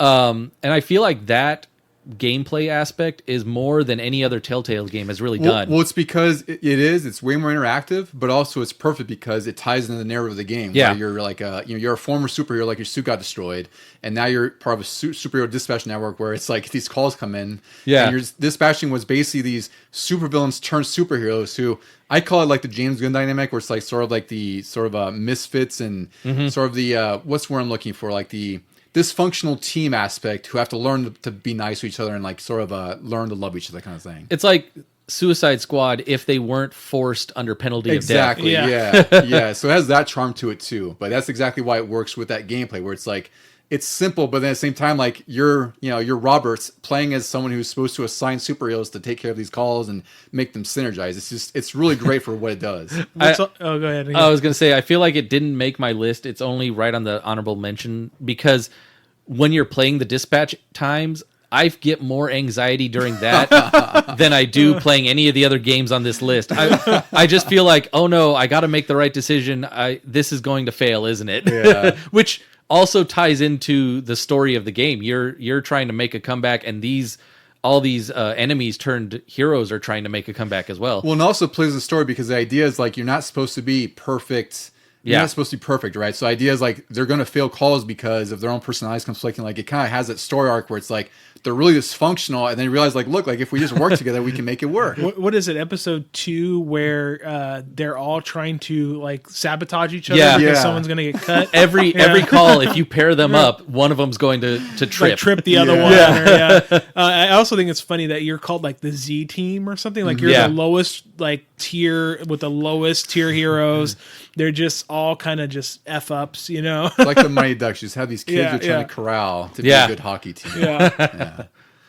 My number 8 is Absalom. This is a Lizard Cube and Guard Crush Games game, which you might be familiar with them from like Streets of Rage 4 and Shredder's Revenge, those type of games. You know how much I love Streets of Rage 4, so once they tied, again, a roguelike to this beat-em-up genre, it's like the perfect match made him for me because you have the gameplay loop where, like beat-em-ups, you get through a few levels, maybe you'll do better than the last time, but you start back at the beginning. But in here, you have 4 different characters with distinct abilities. And of course, you get all these different abilities you can level up, and they also synergize with other things, including your own native attacks. And it's such a great, fun time. Like there's pairing in here as well. It's not so hard to do. It's really generous, I should say, with the window. It has online co-op, which Vito and I played, and it was just pure chaos at some point because the enemies scale up with you as far as like their number, and there's more of them. Yeah. And I swear, I don't know if it was a Switch 2. I don't know if it would do this on PS5, but it was just going like 20 frames a second because there's so much stuff going on there. But it's just great. It's just such a great gameplay loop because it's rooted in beat-em-ups, which I already just love. It's one of my favorite genres. And you add the roguelike aspect where sort of each sort of, you know how to get through the certain levels and like certain enemy attacks, but you're still going to get overwhelmed once you hit a certain points. And you also can persistently level up certain things like your HP, like your companion health, stuff like that. So you kind of have that going with you where it's not just sort of totally defeating every time you lose. But this was just a really fantastic game, and it's definitely worth playing.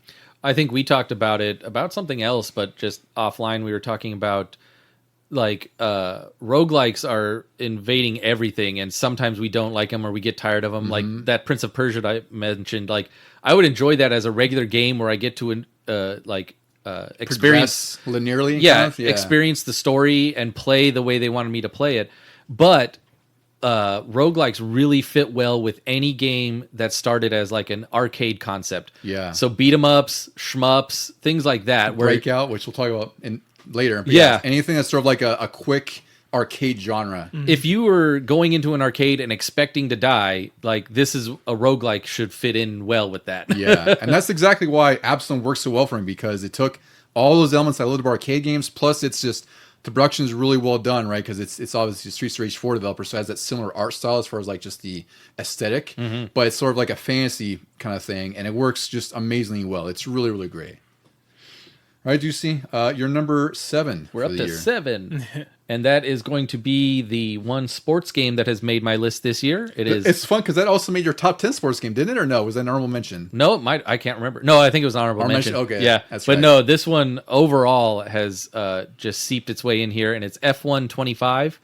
I know last year or the year before I was talking about like iterations of sports games you don't really want to put them on this list because they're just going to be the same thing as the next year.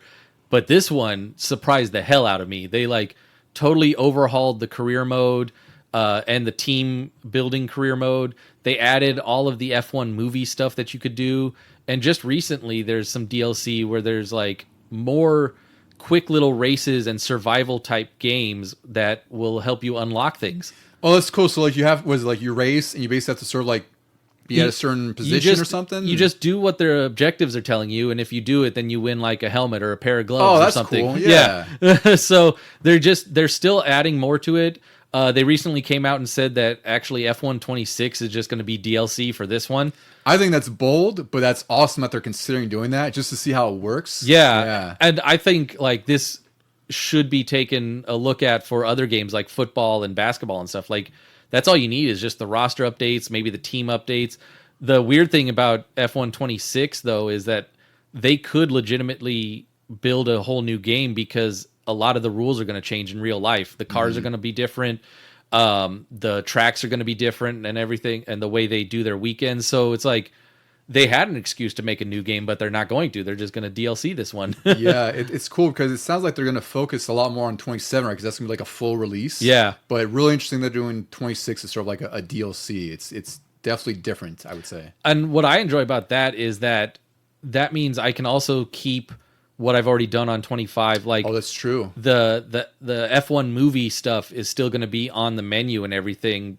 Whereas, like, if a new year came out, they're going to focus on something new. And I'm like, well, what if I wanted to go back and still do the movie things or other stuff like that? Whereas this one, they're going to combine it all. I expect it'll probably be a little bit cheaper too, which is also a nice little bonus. I'm sure it's probably, $10-15 where it might be, but I imagine it'll be a little bit cheaper than a full release. Yep. Yeah. Vito, you're number 7. My number 7 is something that you already brought up. It's Split Fiction. As a co-op game, I mean, we had a great time with it.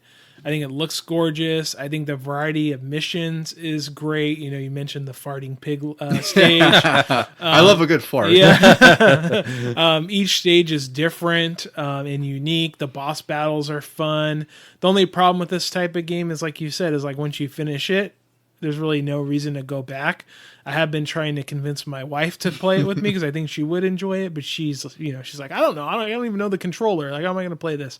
Doesn't it tell you most of the time? It does. Like, it flashes up on there. Yeah. But it's definitely worth a playthrough. And what's also good about it is, like, if you have a friend that is not local, you could, what's it called? It's called the Friend Pass. Or Friend Pass. Yeah, just one of you has you just to need own one copy of yeah. the game. Yeah, and they could download like basically the game itself and play it for free. And that's how I started playing it with you. Is I just had the Friends Pass, and it's really good. I really enjoyed it. I hope to get my wife to play because I do want to play it again because it was so fun. So that's the one way you're going to play it over is finding new partners. Yeah, that's basically what it is. Yeah. I did that with No Way Out like 3 times. Yeah.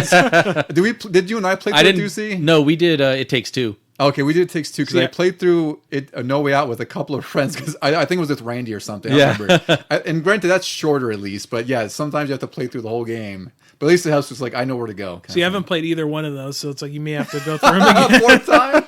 Oh my god! No Way Out's really cool though. Yeah, that'd be a good time.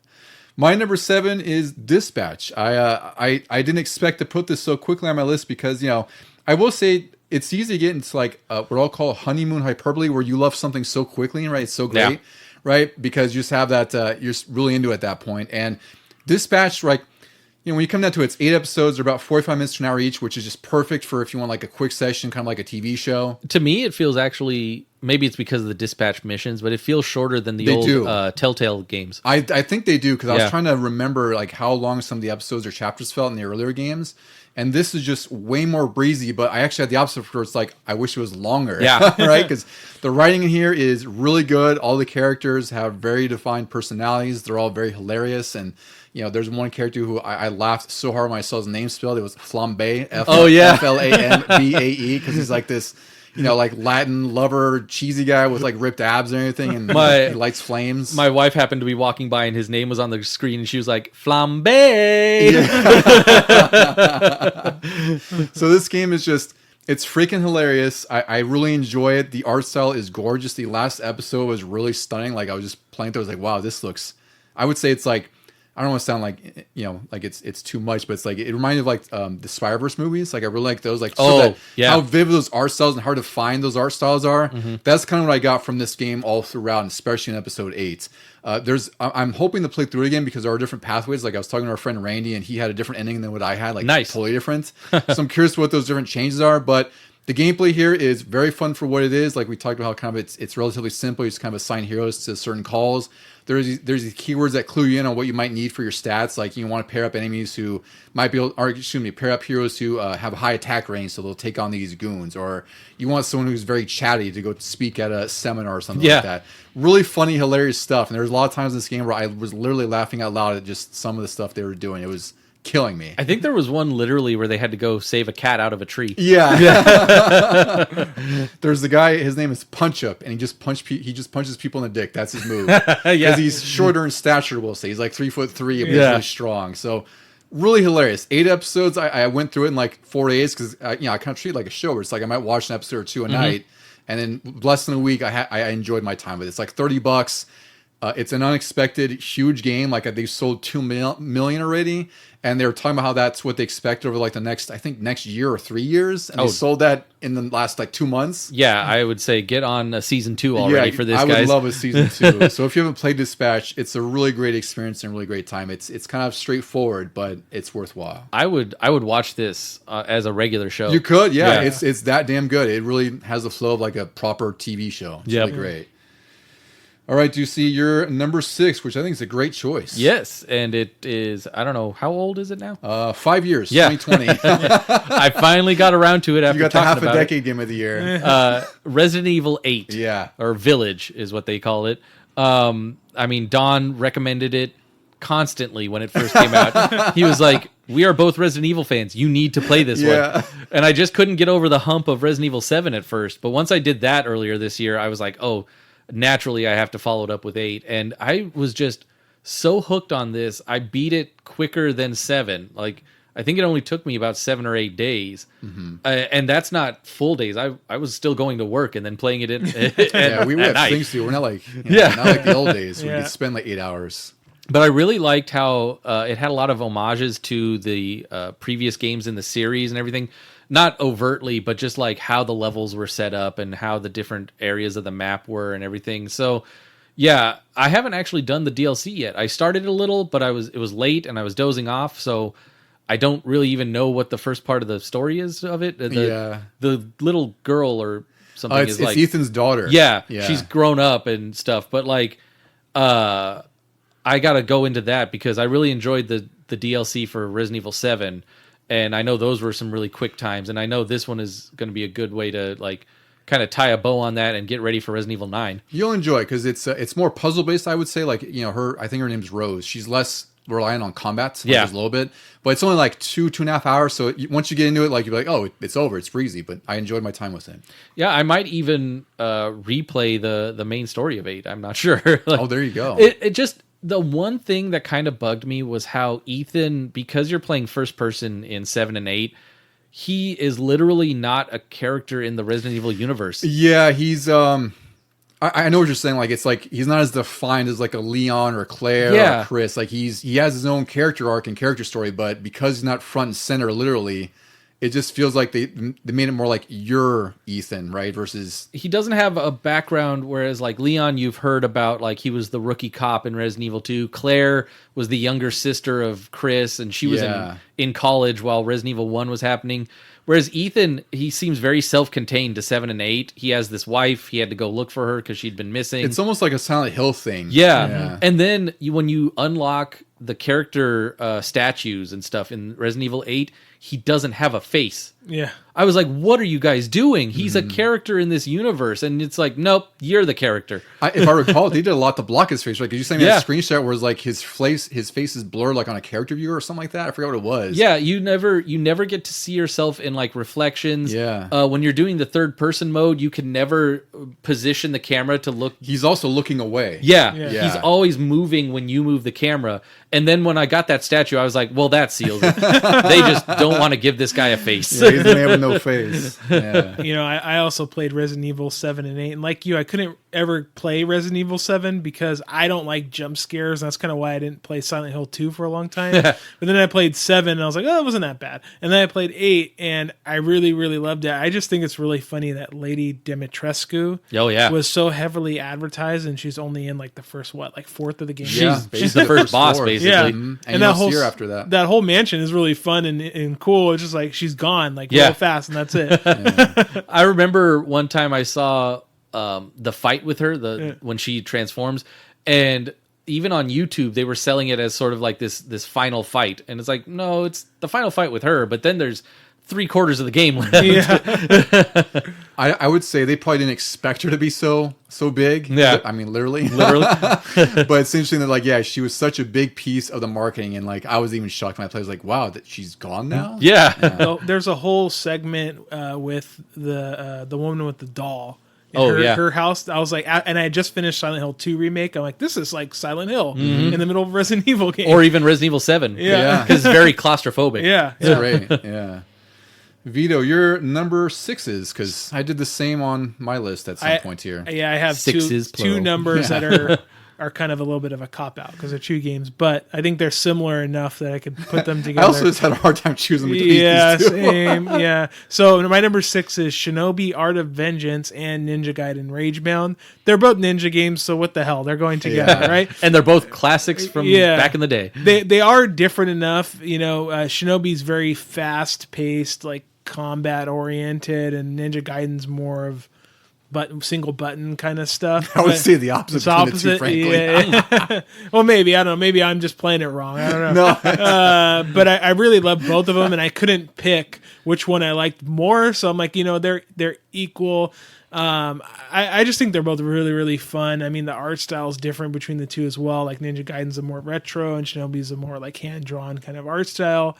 I just think they're both really fun, and they're both ninja games. So they're going together, and I've had a ball playing them. So they're both at number 6. Yeah, I haven't gotten Shinobi yet. I've played Ninja Gaiden, but I've seen the artwork of Shinobi, and I'm like, wow, that is amazing looking. It is really stunning. I'll talk about more of that later, but yeah, Shinobi, really gorgeous game. My number 6 is Donkey Kong Bonanza. Nice. I really, really enjoy this game. It's I love collectathons, and Deucey, you and I have always been defenders of Donkey Kong 64 with its 3,000 collectibles. Yeah. This has, I think, I don't know if it's as much. It can feel like it sometimes. There's a lot. 700 and something bananas? 777 bananas, I think it is. And I don't know how many other coins and other things you collect. Or the fossils, excuse me. The fossils. There's a ton of fossils. This is just a really fantastic 3D platformer that really allows you to do whatever you want. You can destroy most of the levels in here. All the levels have a ton of variety. One of my favorites is one I talked about way back, sort of like this burger world. Like the lava is like fried oil. Nice. That's bubbling.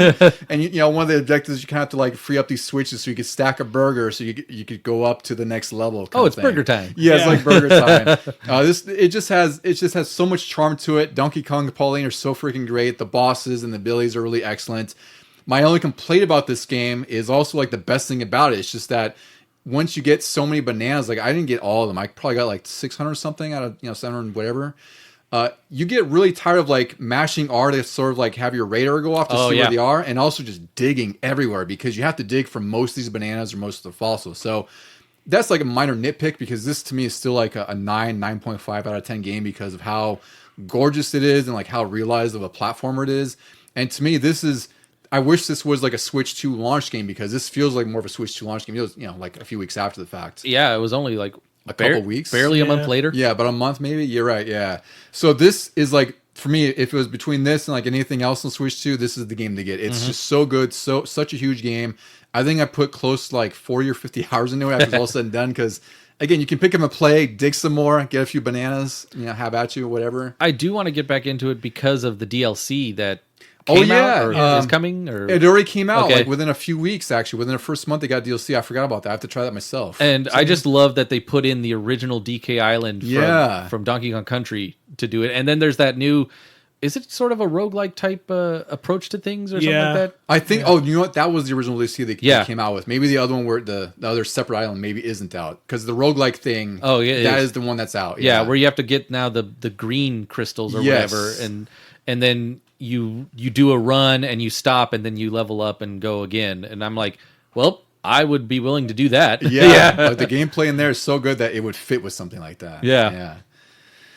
All right, you see, we're cracking the top 5 right here. Okay, and here we go with what you called honeymoon hyperbole, or what was that? I would say that, but it's like it's really just like a loose thing. But yeah, sometimes you're so high on the game that you just love it right away. And I didn't expect to love this one as much as I do. I didn't either because I actually enjoyed it quite a bit too. I should put on my honorable mentions, frankly. It is Ball X Pit or Ball Pit. I'm not sure. There's an X in there for some reason. Ball cross pit. Yeah. I just call it ball pit. I don't even know. So it is basically, it's kind of like Vampire Survivors where you just do one thing and you collect the little blue gems to level up. And then once you hit a level, you pick a new upgrade and then you continue going on. But this is, what's that game? Breakout? Breakout. Yeah. Yes. Where, you have the paddle at the bottom and then you shoot a ball up and you break a block. And this is just, to like the 11th degree because you're a character and these balls all have different attributes to them. Some can freeze, some can shoot lightning, some can cause earthquakes when they hit an enemy, and the blocks are moving down at you like Space Invaders, and you just have to go balls to the wall, you might say. That's a good way to put it. Yeah. And just balls to the wall here. Launch every ball at every block, level up, and then you fight 3 bosses in a run. You gain a lot of money or resources. Resources and materials. Because the idea is like there's like a pit in the earth or something like that, and you have this elevator that goes up to these different levels because that's the different biomes of sorts, and you have to get a gear which you collect by beating the level with 2 different characters. So there's that where you can't just pick the old reliable. You have to kind of experiment. Yep, and then when you go back, there's a whole like base building aspect to this where you plant trees for wood and crops for wheat and buildings for better characters. And like I said, I did not expect to like it as much as I did, but I got hooked, and I don't even mind the base building aspect. Sometimes that kind of turns me off. Yeah, I agree because you have to kind of... Because when you harvest your resources, it's sort of like a pachinko thing or pinball where you set them on a path and they just kind of bounce off things. So I haven't gotten to that point where I've been enjoying setting up like proper boundaries so they can harvest the most or sort of optimally harvest. I've gotten good at like if I need a building built, I'll trap them in there, so when I shoot it in, they just constantly bounce back and forth on I'm the sure things. something I'm not doing correctly, but it's sort of like that's secondary to the main game anyway. But you can always move the buildings around anyway, get them out of the way, and build something new in that spot. And I'm only at the 3rd level, but I think there's like 8 or 9. There's about 8. Yeah, and there's also New Game Plus on top of that. I'm stuck on the 4th right now. And there's like I don't even know how many characters, maybe 12 or 16 or probably like 16, 15, 16. Yeah, I think there's quite a few portraits on there. 4 levels of 4 or something like that. And each one levels up individually. Each one has a different power.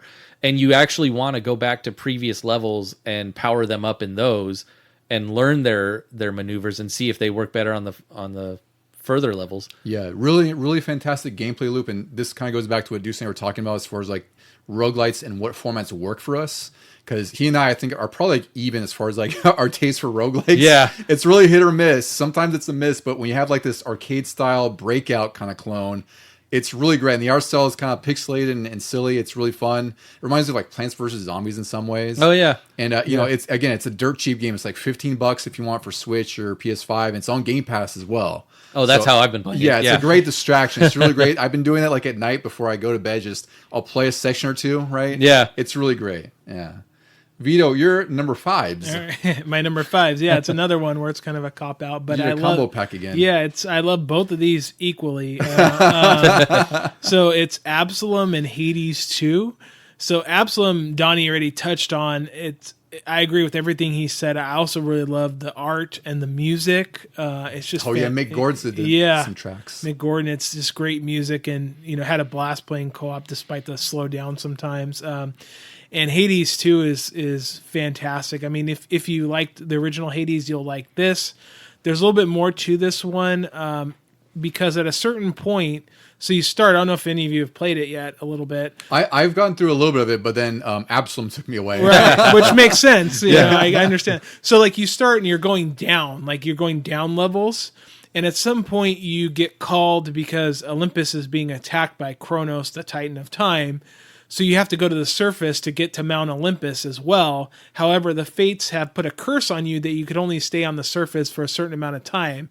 So what you have to do is gather resources throughout the different levels, stages, and then brew a potion so you can stay on the surface and do that. So there's like 2 separate paths that you could go on. That's about where I got to. Yeah. But also, I mean, the progression is really good because each run you'll get something that helps you in the next run.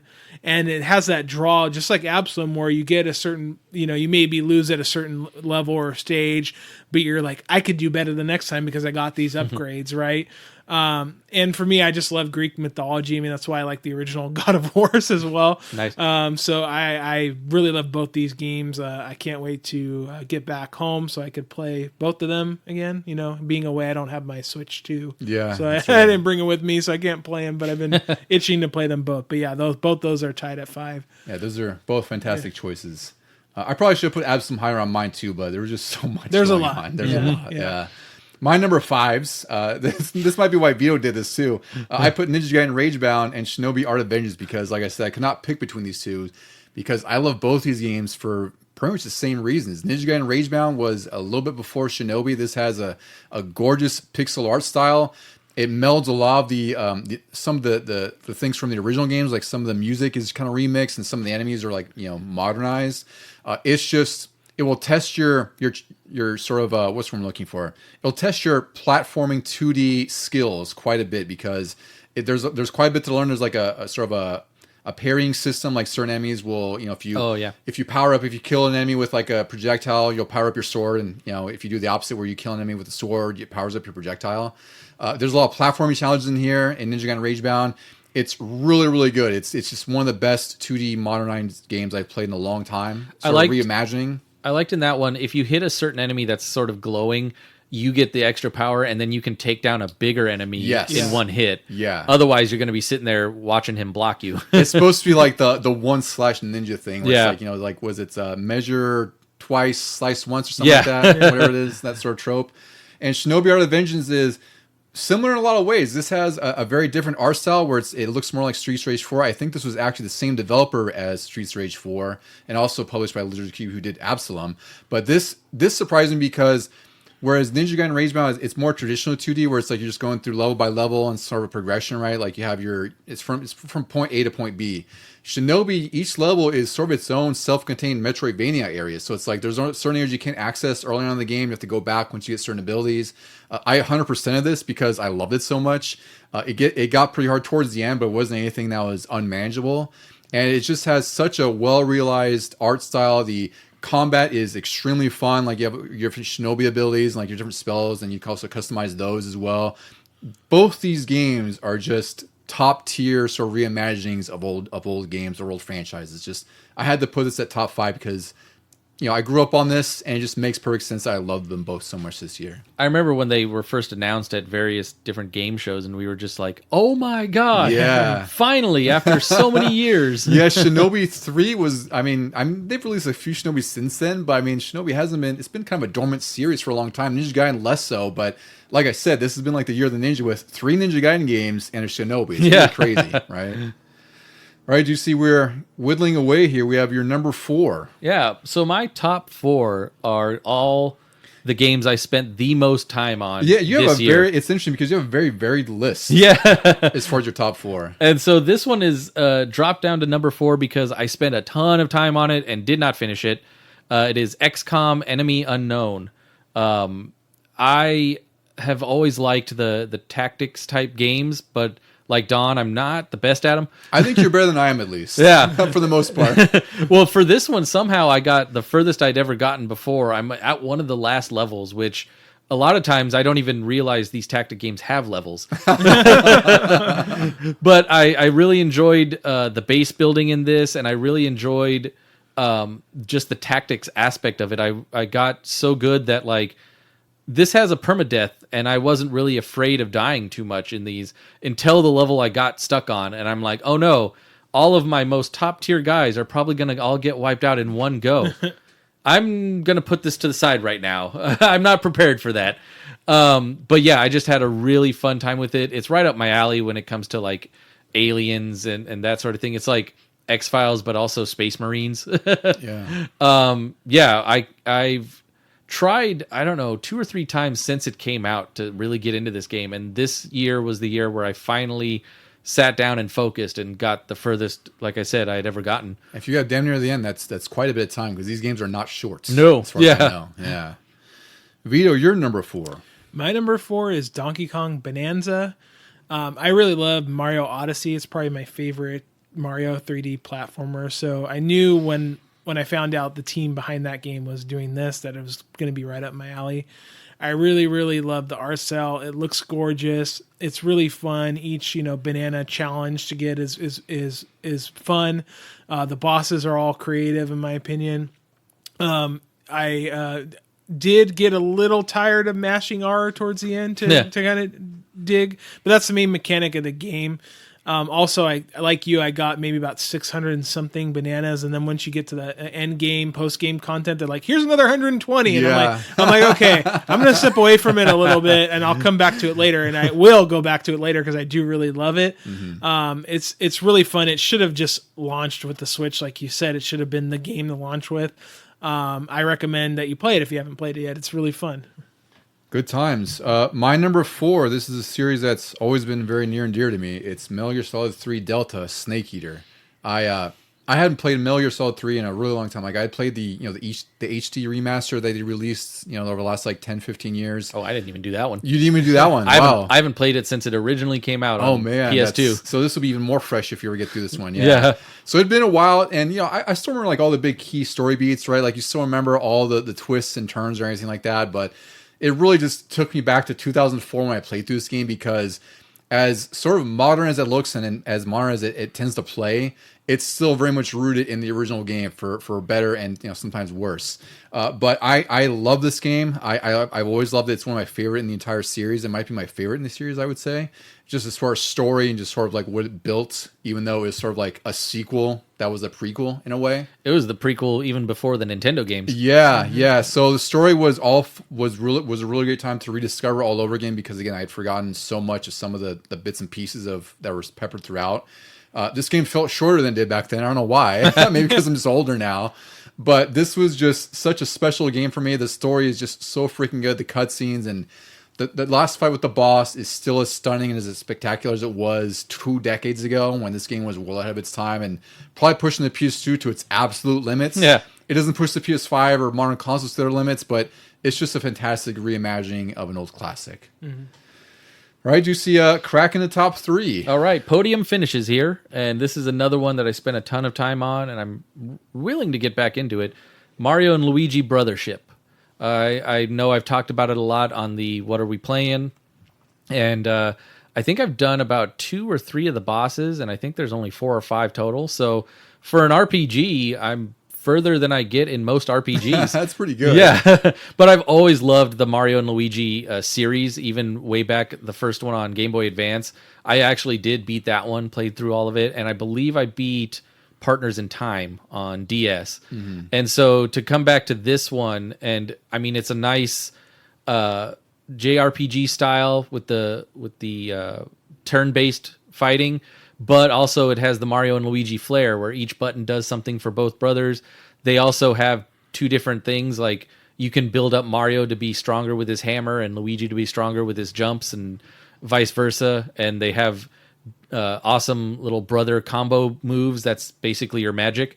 And yeah, I just have really enjoyed the story of this and want to get back into it. I still have to get to this one because hearing you talk about it pretty regularly, was like, God, I wish I need this going down in price or something because I got to get to it at some point. I mean, we did Mario RPG really quick when that came out, and then that was a breeze. This followed right up with that, and I'm like, oh man, this is. I don't even care if they do another Mario RPG. I like the Mario and Luigi series Yeah. for RPGs. I like to revisit those because I only played through most of the first Game Boy Advance one, and then I didn't get. I own the others, but I'd like to get through those because those are supposed to be really still again, especially Part in Time. I think The one I've never played, but I wanted to. I think it was Inside Story or Bowser's Inside Yeah. Story. I heard that one's really good. where they go inside Bowser. That's Yeah. awesome. It's like that movie Inner Space from way back in the day. Yeah. And I think there are segments where you play as Bowser while they're inside. Oh, of you. that's hilarious! Like, Yeah. yeah, he's like a robot or something. Yeah. Yeah. All right, Vito, you're number 3 for the year. So my number 3 is something that it could go higher if I'd finish it. There's just something above that was kind of, I was still working through at the time this came out, and then other things came out which have kind of prevented me from finishing it. But my number 3 is Claire Obscure Expedition 33. And I know you guys probably will say a little bit more. I know one of you has finished it at least. But I really love the story, and it looks gorgeous. The music's really, really good. Mm-hmm. Even the combat, like I generally don't like turn-based combat games. Like they usually bore me, and that's not to say those games are bad. I just, I can never like just get into it. But this one, it's more active because there's the countering system. So you really have to like pay attention to when things are happening and learn the boss's like moves so you could properly counter them. And the story is really, really good. I just need to finish it. I could totally see it going higher if I actually sat down and finished it. Yeah. But it's great. And I'll let I know Donnie's got it up there, so I've I'll let got him, somewhere up there. yeah, and I'll let him kind of talk more about it. But yeah, it's really great. It's Yeah. still you still got in top 3. Yeah, though. no, It's still it really, deserves really to be in the good. top 3. That's pretty high contention. Yeah, I do want to get into it and start it because I don't normally go for games like that, but even just seeing it during all the previews and then hearing Don talk about it, I'm like, yeah, this sounds like I could do it, and it sounds like right up my alley. I would say try it out, and don't be afraid to knock down the difficulty, Ducey. Oh, yeah. It could get pretty hard. Even for me, I was like, God, F and A. All right, my number 3 is one I talked about very much early in the year. It was Like a Dragon: Infinite Wealth. This is a Sega JRPG that's kind of real time in some senses, but I can't believe this was this year. yeah, well, it came out end of last year, I think it was, but I it felt started like in you the talked beginning. about it yeah. for 2 years. I think it was like it was probably like January when I first played. It was like one of the earlier games of the year I played. Yeah. But the story is just so silly, whimsical, and melodramatic at the same time. Like the story is just you play as Ichiban Kasuga, who's like a former Yakuza, which in the first game was accused of murder, and he's sort of out to sort of get justice in a sense or revenge. Second game, now he's sort of he works at a job placement center, placing former Yakuza people at jobs. And there's this whole conspiracy aspect where his mom suddenly reaches out to him from Hawaii. She's supposed to have been dead. So you go on this crazy journey from Japan and Hawaii, which is great, having those 2 different locales. And this game just reminds me so much of just like the early PS2 games that was just... It embraced that was a video game, right? Like, it doesn't take itself seriously all the time. The story can take some serious beats. Like, you fight Denny Trejo, who's like this crazy drug lord with machetes, of course. But then, at the same time, you'll go into an arcade to shoot the breeze with your teammates, and you'll go play some, like, Virtua Fighter 3 or something like that. Oh, yeah, don't they have the actual games in Yeah, there? they have the ROMs in there. So you can play, like, the emulator arcade games. It's really great. The combat is really what pulls me in so far because, like I said, this is a JRPG, and like you do, so, like, it's really dependent on if I finish JRPGs sometimes because of like the combat, the story. The story here was just so silly and fun that it actually had me sort of compelled to play through it. But beyond that, the combat was great because each character has, you can assign different classes to them. There's all these different attacks that can, again, synergize with other attacks that are other teammates.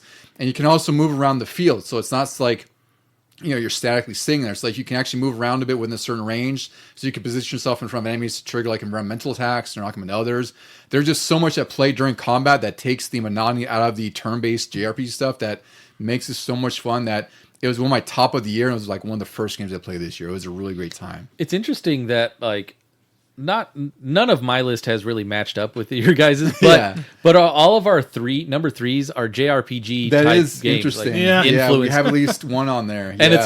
it's like the modern evolution because even Mario and Luigi gives you these little items. They're called plugs that help give you stat boosts during the fights, so that like when you do a certain thing, you get a certain amount of stuff back, like more coins or more items or something like that. Or it just helps defeat like a whole area of enemies. And yeah, I just found it interesting that all 3 of ours are like, hey, you remember JRPGs, but you're probably going to be bored with them.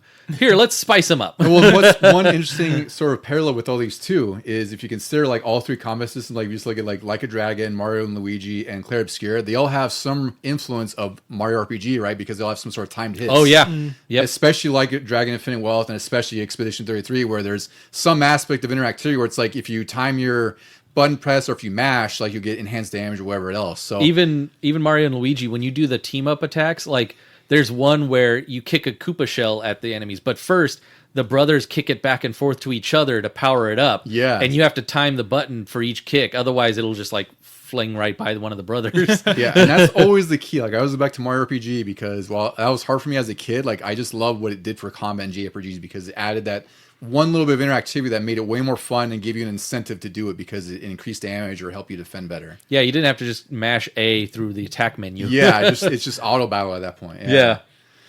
All right, do you see we're down to the last two here, and you have another title that's related to another franchise in the list, which is also great. And this game was, I think I put this on my list a couple years back, right? It was stellar, top 10. If not last year, maybe the year before. 2023 maybe. Maybe, yeah. And I finally got around to it. After everybody praised it, I was like, I'll give it a shot. It is Star Wars Jedi Survivor. Really great game. I really liked Fallen Order when it first came out, and it is, Star Wars Metroidvania. Only in this one, you're a Jedi. I mean, that one too. Like it's not like Outlaws. That one was cool because you're not a Jedi. This one is cool because you are a badass Jedi. You're that double hopping, wall running badass Jedi. You're just swinging the lightsaber around, killing everything in your path, literally chopping it in half. I put this so high up there because this one, when I started it, I didn't play anything else. Like I was so focused, and very few other games on this list or even in my honorable mentions have taken my attention and just said, nope, you focus on this and this alone. And I played all the way through it. I put it up so high because once I beat it, which I haven't done in a lot of games recently, is like I continued playing it and I finished up some of the side stuff. I wanted to go in and do the bounty hunter missions, and then I get I got to talk with Boba Fett. Mm-hmm. It was just, and I enjoyed how like after you beat the story, they respond to that. They're talking about what just happened with the main bad guy and the final fight and everything, and they're like, what are we going to do from here on? And all your shipmates are talking about what they want to do in the future, and meanwhile you're just cleaning up little things here and there. I think the bounty hunter one was mainly the only thing I wanted to finish. I didn't want to get all of the collectibles or anything. Yeah, because there's quite a bit, and you really have to be committed to go collect every little thing. So this was just really fun, and I can't wait to hopefully see a third one in the series. Luckily, this did not die out like Outlaws. Yeah, I thought I might have misheard, or maybe it was rumors, but I thought there was a third one coming. Because this would be like a trilogy. I think so. They're setting it up kind of that way. And even though the first one, they really set it up, and then they took a different turn where like everybody had split up and you're sort of like gathering them back. I'm hoping the third one is just more of the same. Like like you, I loved Fallen Survivor. And I think Jedi Survivor, like I think the one thing I didn't like about Fallen Order is like it did lean on that Souls-like kind of combat where things could kill you pretty quickly, right? Yeah. And it wasn't so bad. Like the joke there is like I had 2 of those stupid health tanks until Randy told me about more tanks. 15 hours, and I was like, oh, you can get more. I was like, what? Right? So I admit it hard on myself, but Jedi Survivor I think refined a lot of that to where the combat was. It was more fun to go through, and you didn't feel like you couldn't go after certain enemies. So well, they also let you customize it a little more. They were like, do you want the double-bladed saber? That's right, yeah. Do you want 2, one in each hand? Do you want like the big one that Kylo Ren carries? And the staff. And you just start swinging really slow at it. And then like certain enemy types were weaker to different stances. Mm-hmm. And I thought that was a neat addition to this one. Yeah, worthwhile for sure. You know what I always found hilarious is some of the collectibles were like beards and haircuts. It's like, here's my wig. Let me just change it, or my fake beard, put it on. That was probably the one thing I didn't like, because I like the immersion of like, I'm going to make my character based on what the story is doing. And for the longest time, I wanted him to have a big scruffy beard because it's been a few years since the first game. And you don't get that till like way late in the game. Yeah. I'm like, come on, I just want him to have a beard. I put that on just to give him like the Ewan McGregor, Obi-Wan kind of beard. Yeah. But you're right. Like it was way down the line anyway. It's a little late. All right, Vito, I guess I could talk about the same one here because we put this at the same spot here. Yeah. Ghost of Yotei. Yes, this is also on my number 2 list after much debate and also some influence from Ducey, who I think guided me in the right direction for my number 1. I helped you out on that on that vote. So it's more of Ghost of Tsushima, but they take what they did in that game and really refined it for this one. Like one of my problems with Ghost of Tsushima, which I actually really like, is that it's a lot of kind of like the Ubisoft open world stuff where it's like go to this part of the map to talk to this person. Ghost of Yotei is very organic open world where you run into people that'll say, "Oh, I saw a fox den over in this part of and you have to find on the map where it's at, or you use your spyglass to see, oh look, there's a pagoda way over there. I better go over there and check that out." The combat is really, really good. You'll get different types of weapons which are effective against different enemies. Similar with stances, I believe. It's like a rock paper scissors, right? Oh yeah, rock paper scissors system where it's like your dual katanas will outdo a staff or a lance or something, and then your what do they call them? The Kurosagama works against like other like shielded guys, right? Yeah. And just the world, the map is really gorgeous. I mean, I was just in Japan, obviously modern day Japan, not 1600 Japan, but the country is beautiful, and I think they really capture it in this game. Like everything, they have the same nature there, even if there's buildings. Right? Yeah, it's just like you'll just be standing there, and you just can't believe you're like looking at it at a game, just like the way that the wind like blows through all the flowers. And they do a lot with one big thing that I really like about this game that I played. So I played through Assassin's Creed Shadows, which is interesting because these are both 2 sort of samurai style games. And the differences are pretty big. I beat Shadows, but it just feels like a stock Ubisoft world, right? Well, I mean, Assassin's Creed goes back to the mid 2000s. So yeah, right. They haven't done much. Exactly, right. But whereas Ghost of Yotei, they use color all the time. Like there's certain sections that are just really gorgeous, like when you fight with, or when we're in an area with those blue kind of lilies, right? Or you might get an area that's like really heavily in like this red foresty thing, and everything just pops. And like Vito said, it's just organically engaging where I was just doing every side thing as I approached it. Like if I found it, I was distracted enough to where I could go enjoy it and do it. And I was doing like all the bounties before I was doing main missions. The story has some really interesting twists all throughout that are weaved. I think one twist towards the end is just a little bit too late. But that's like my only small criticism. Yeah.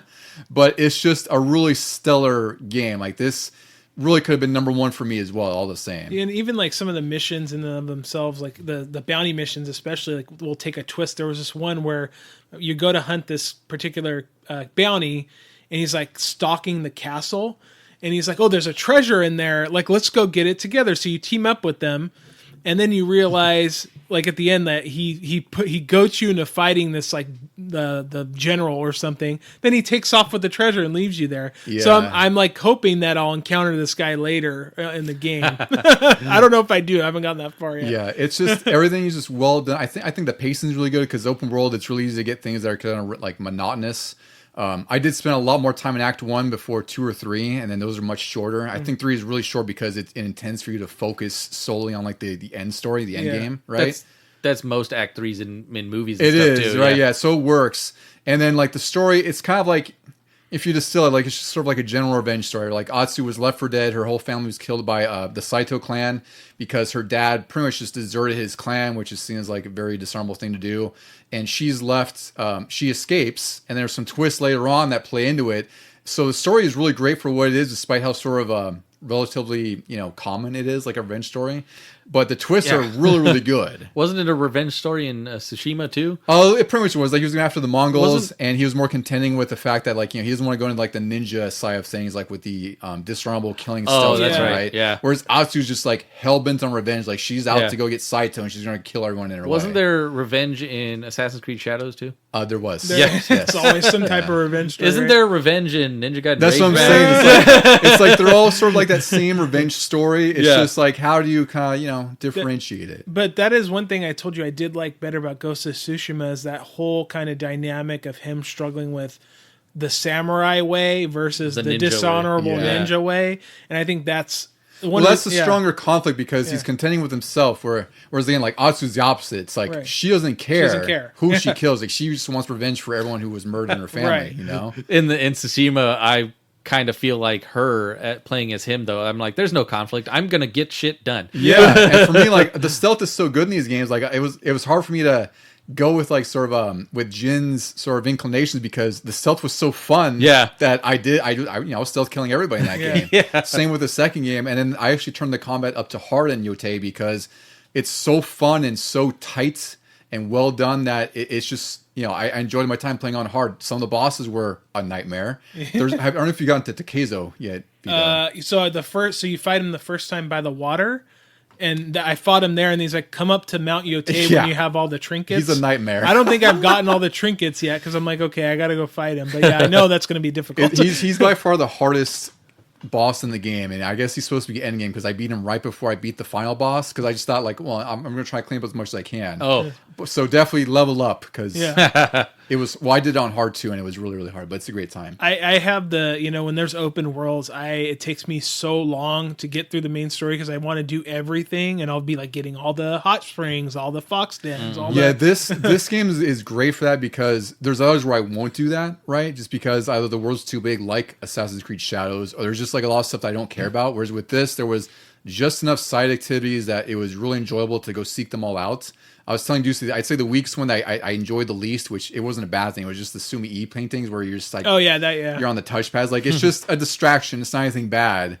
But, everything else was engaging enough to where I didn't feel like there was too many collectibles. But at least, that you're active in the Sumi-E paintings because in Shadows, I believe you just go to the spot and you have to crouch, right? And then look and you're not really doing anything. Yeah.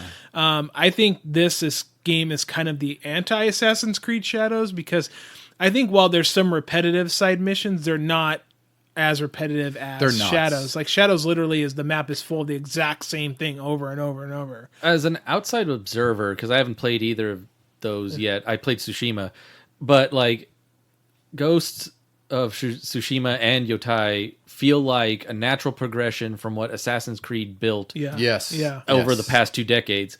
The sad thing is that like Shadows would have been a great Assassin's Creed game back when they were at the top of their game. Oh, yeah. Everybody wanted a Japanese-themed Assassin's Creed.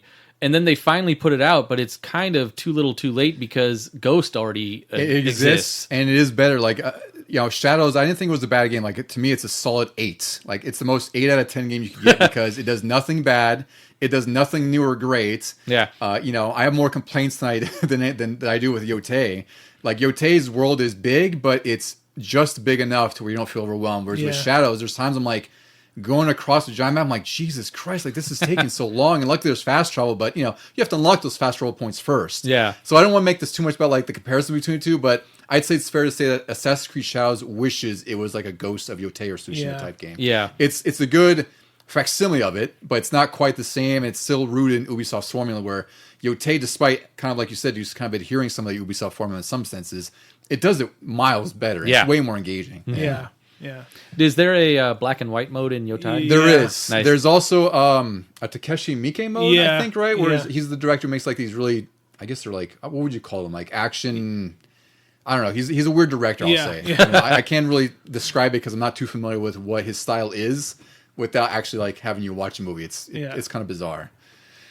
All right, we went through our number 2. So, Ducey, we are down to our top of the years for all 3 of us here. Yep. And you're number 1. I would say I expected this one.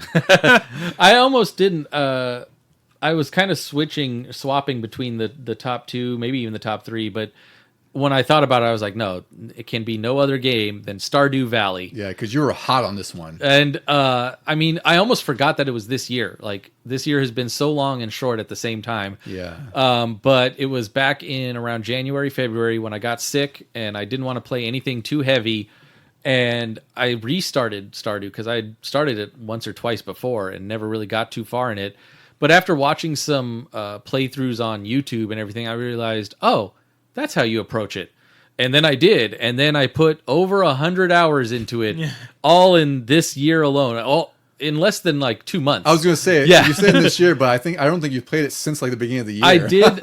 Just last week, I went into it for a couple days, and I went in and like I just started fall of year 3, and that was it. And as I was playing it, I was realizing, oh no, I'm getting into the same loop again, and if I do that, I'm not going to play all these other games that I've been starting. Yeah. So it's still just as addictive to me, and I could pick it up and play it any time. But I mean, all our avid listeners know what I said about it back when I was playing it originally, and everything still stands true to this being my game of the year, 2025. I would say so. It's like I said, I knew this was going to be higher up there. I wasn't sure if it was going to be 1, but I expected it to be at least top 3, if nothing else. Yeah.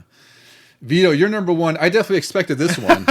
Well, I felt like every time I come on this podcast for a while, I was like, hey, I'm still playing this one. So my number 1 is Kingdom Come Deliverance 2. I spent about 130 hours going through this game and finishing the story with the first DLC, I believe it was. There's been 2 other ones that have come out, which I haven't played yet. Which I do want to go back. I just am like, okay, I need to have the time to go through it.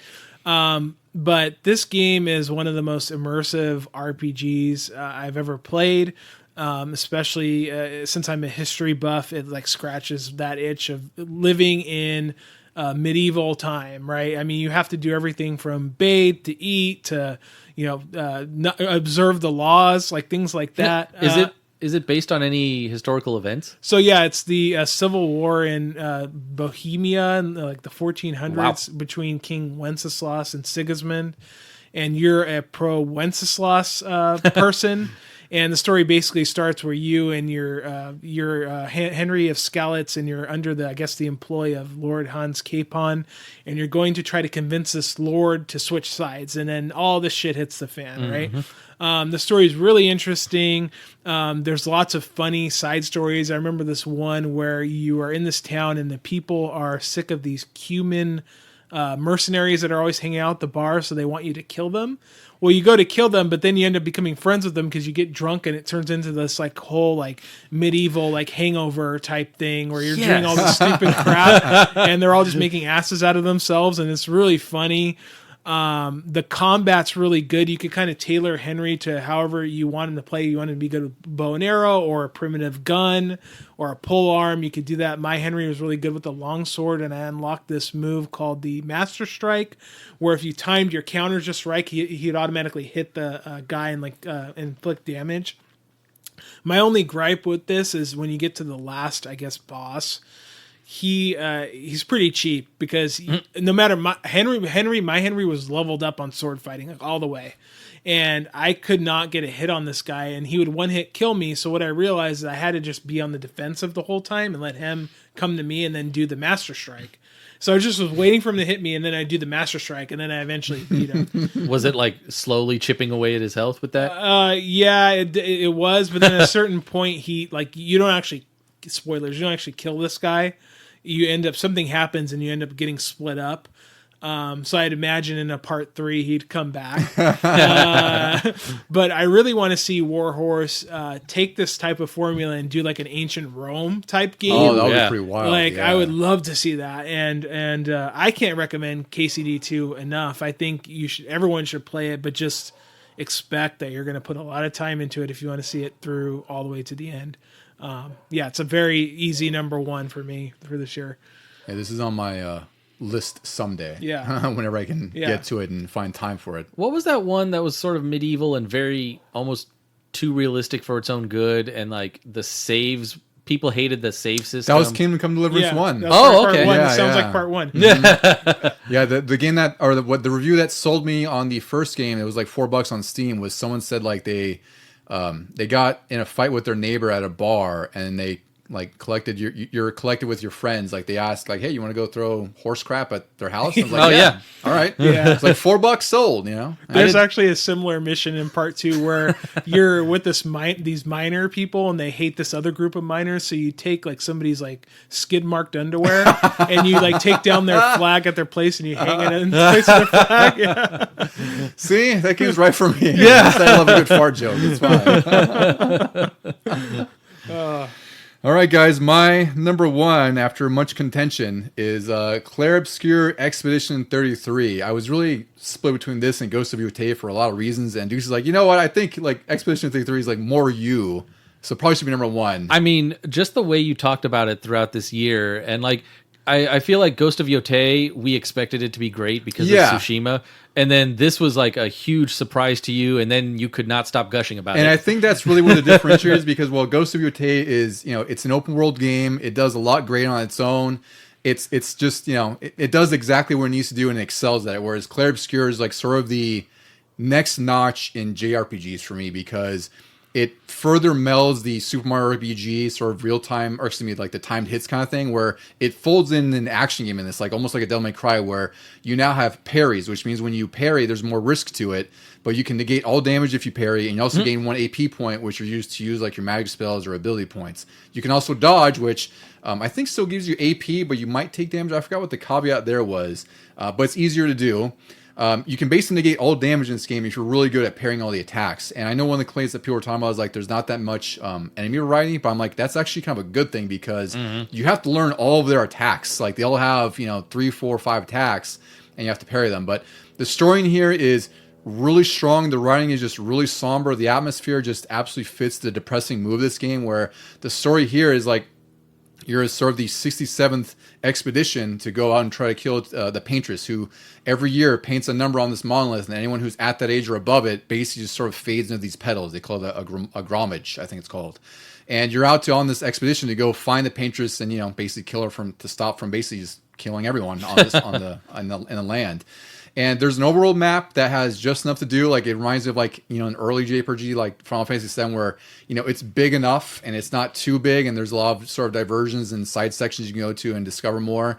The combat in here is really amazing, because beyond the parrying and the dodging, you have all the characters have their individual gameplay styles and mechanics, which are just really ridiculous and layered. There's one where your mage character named Lune, she can cast spells, and each spell gives you, they call it an environmental stain. And then each of these stains that are spawned from a spell, like if you cast fire, you get like a blank stain and a fire stain, where the next spell you cast, if it's like an earth spell, it's actually enhanced by those 2 stains. Mm-hmm. So the idea is you kind of have to strategize, like build up your environmental stains and use them to enhance other magic attacks.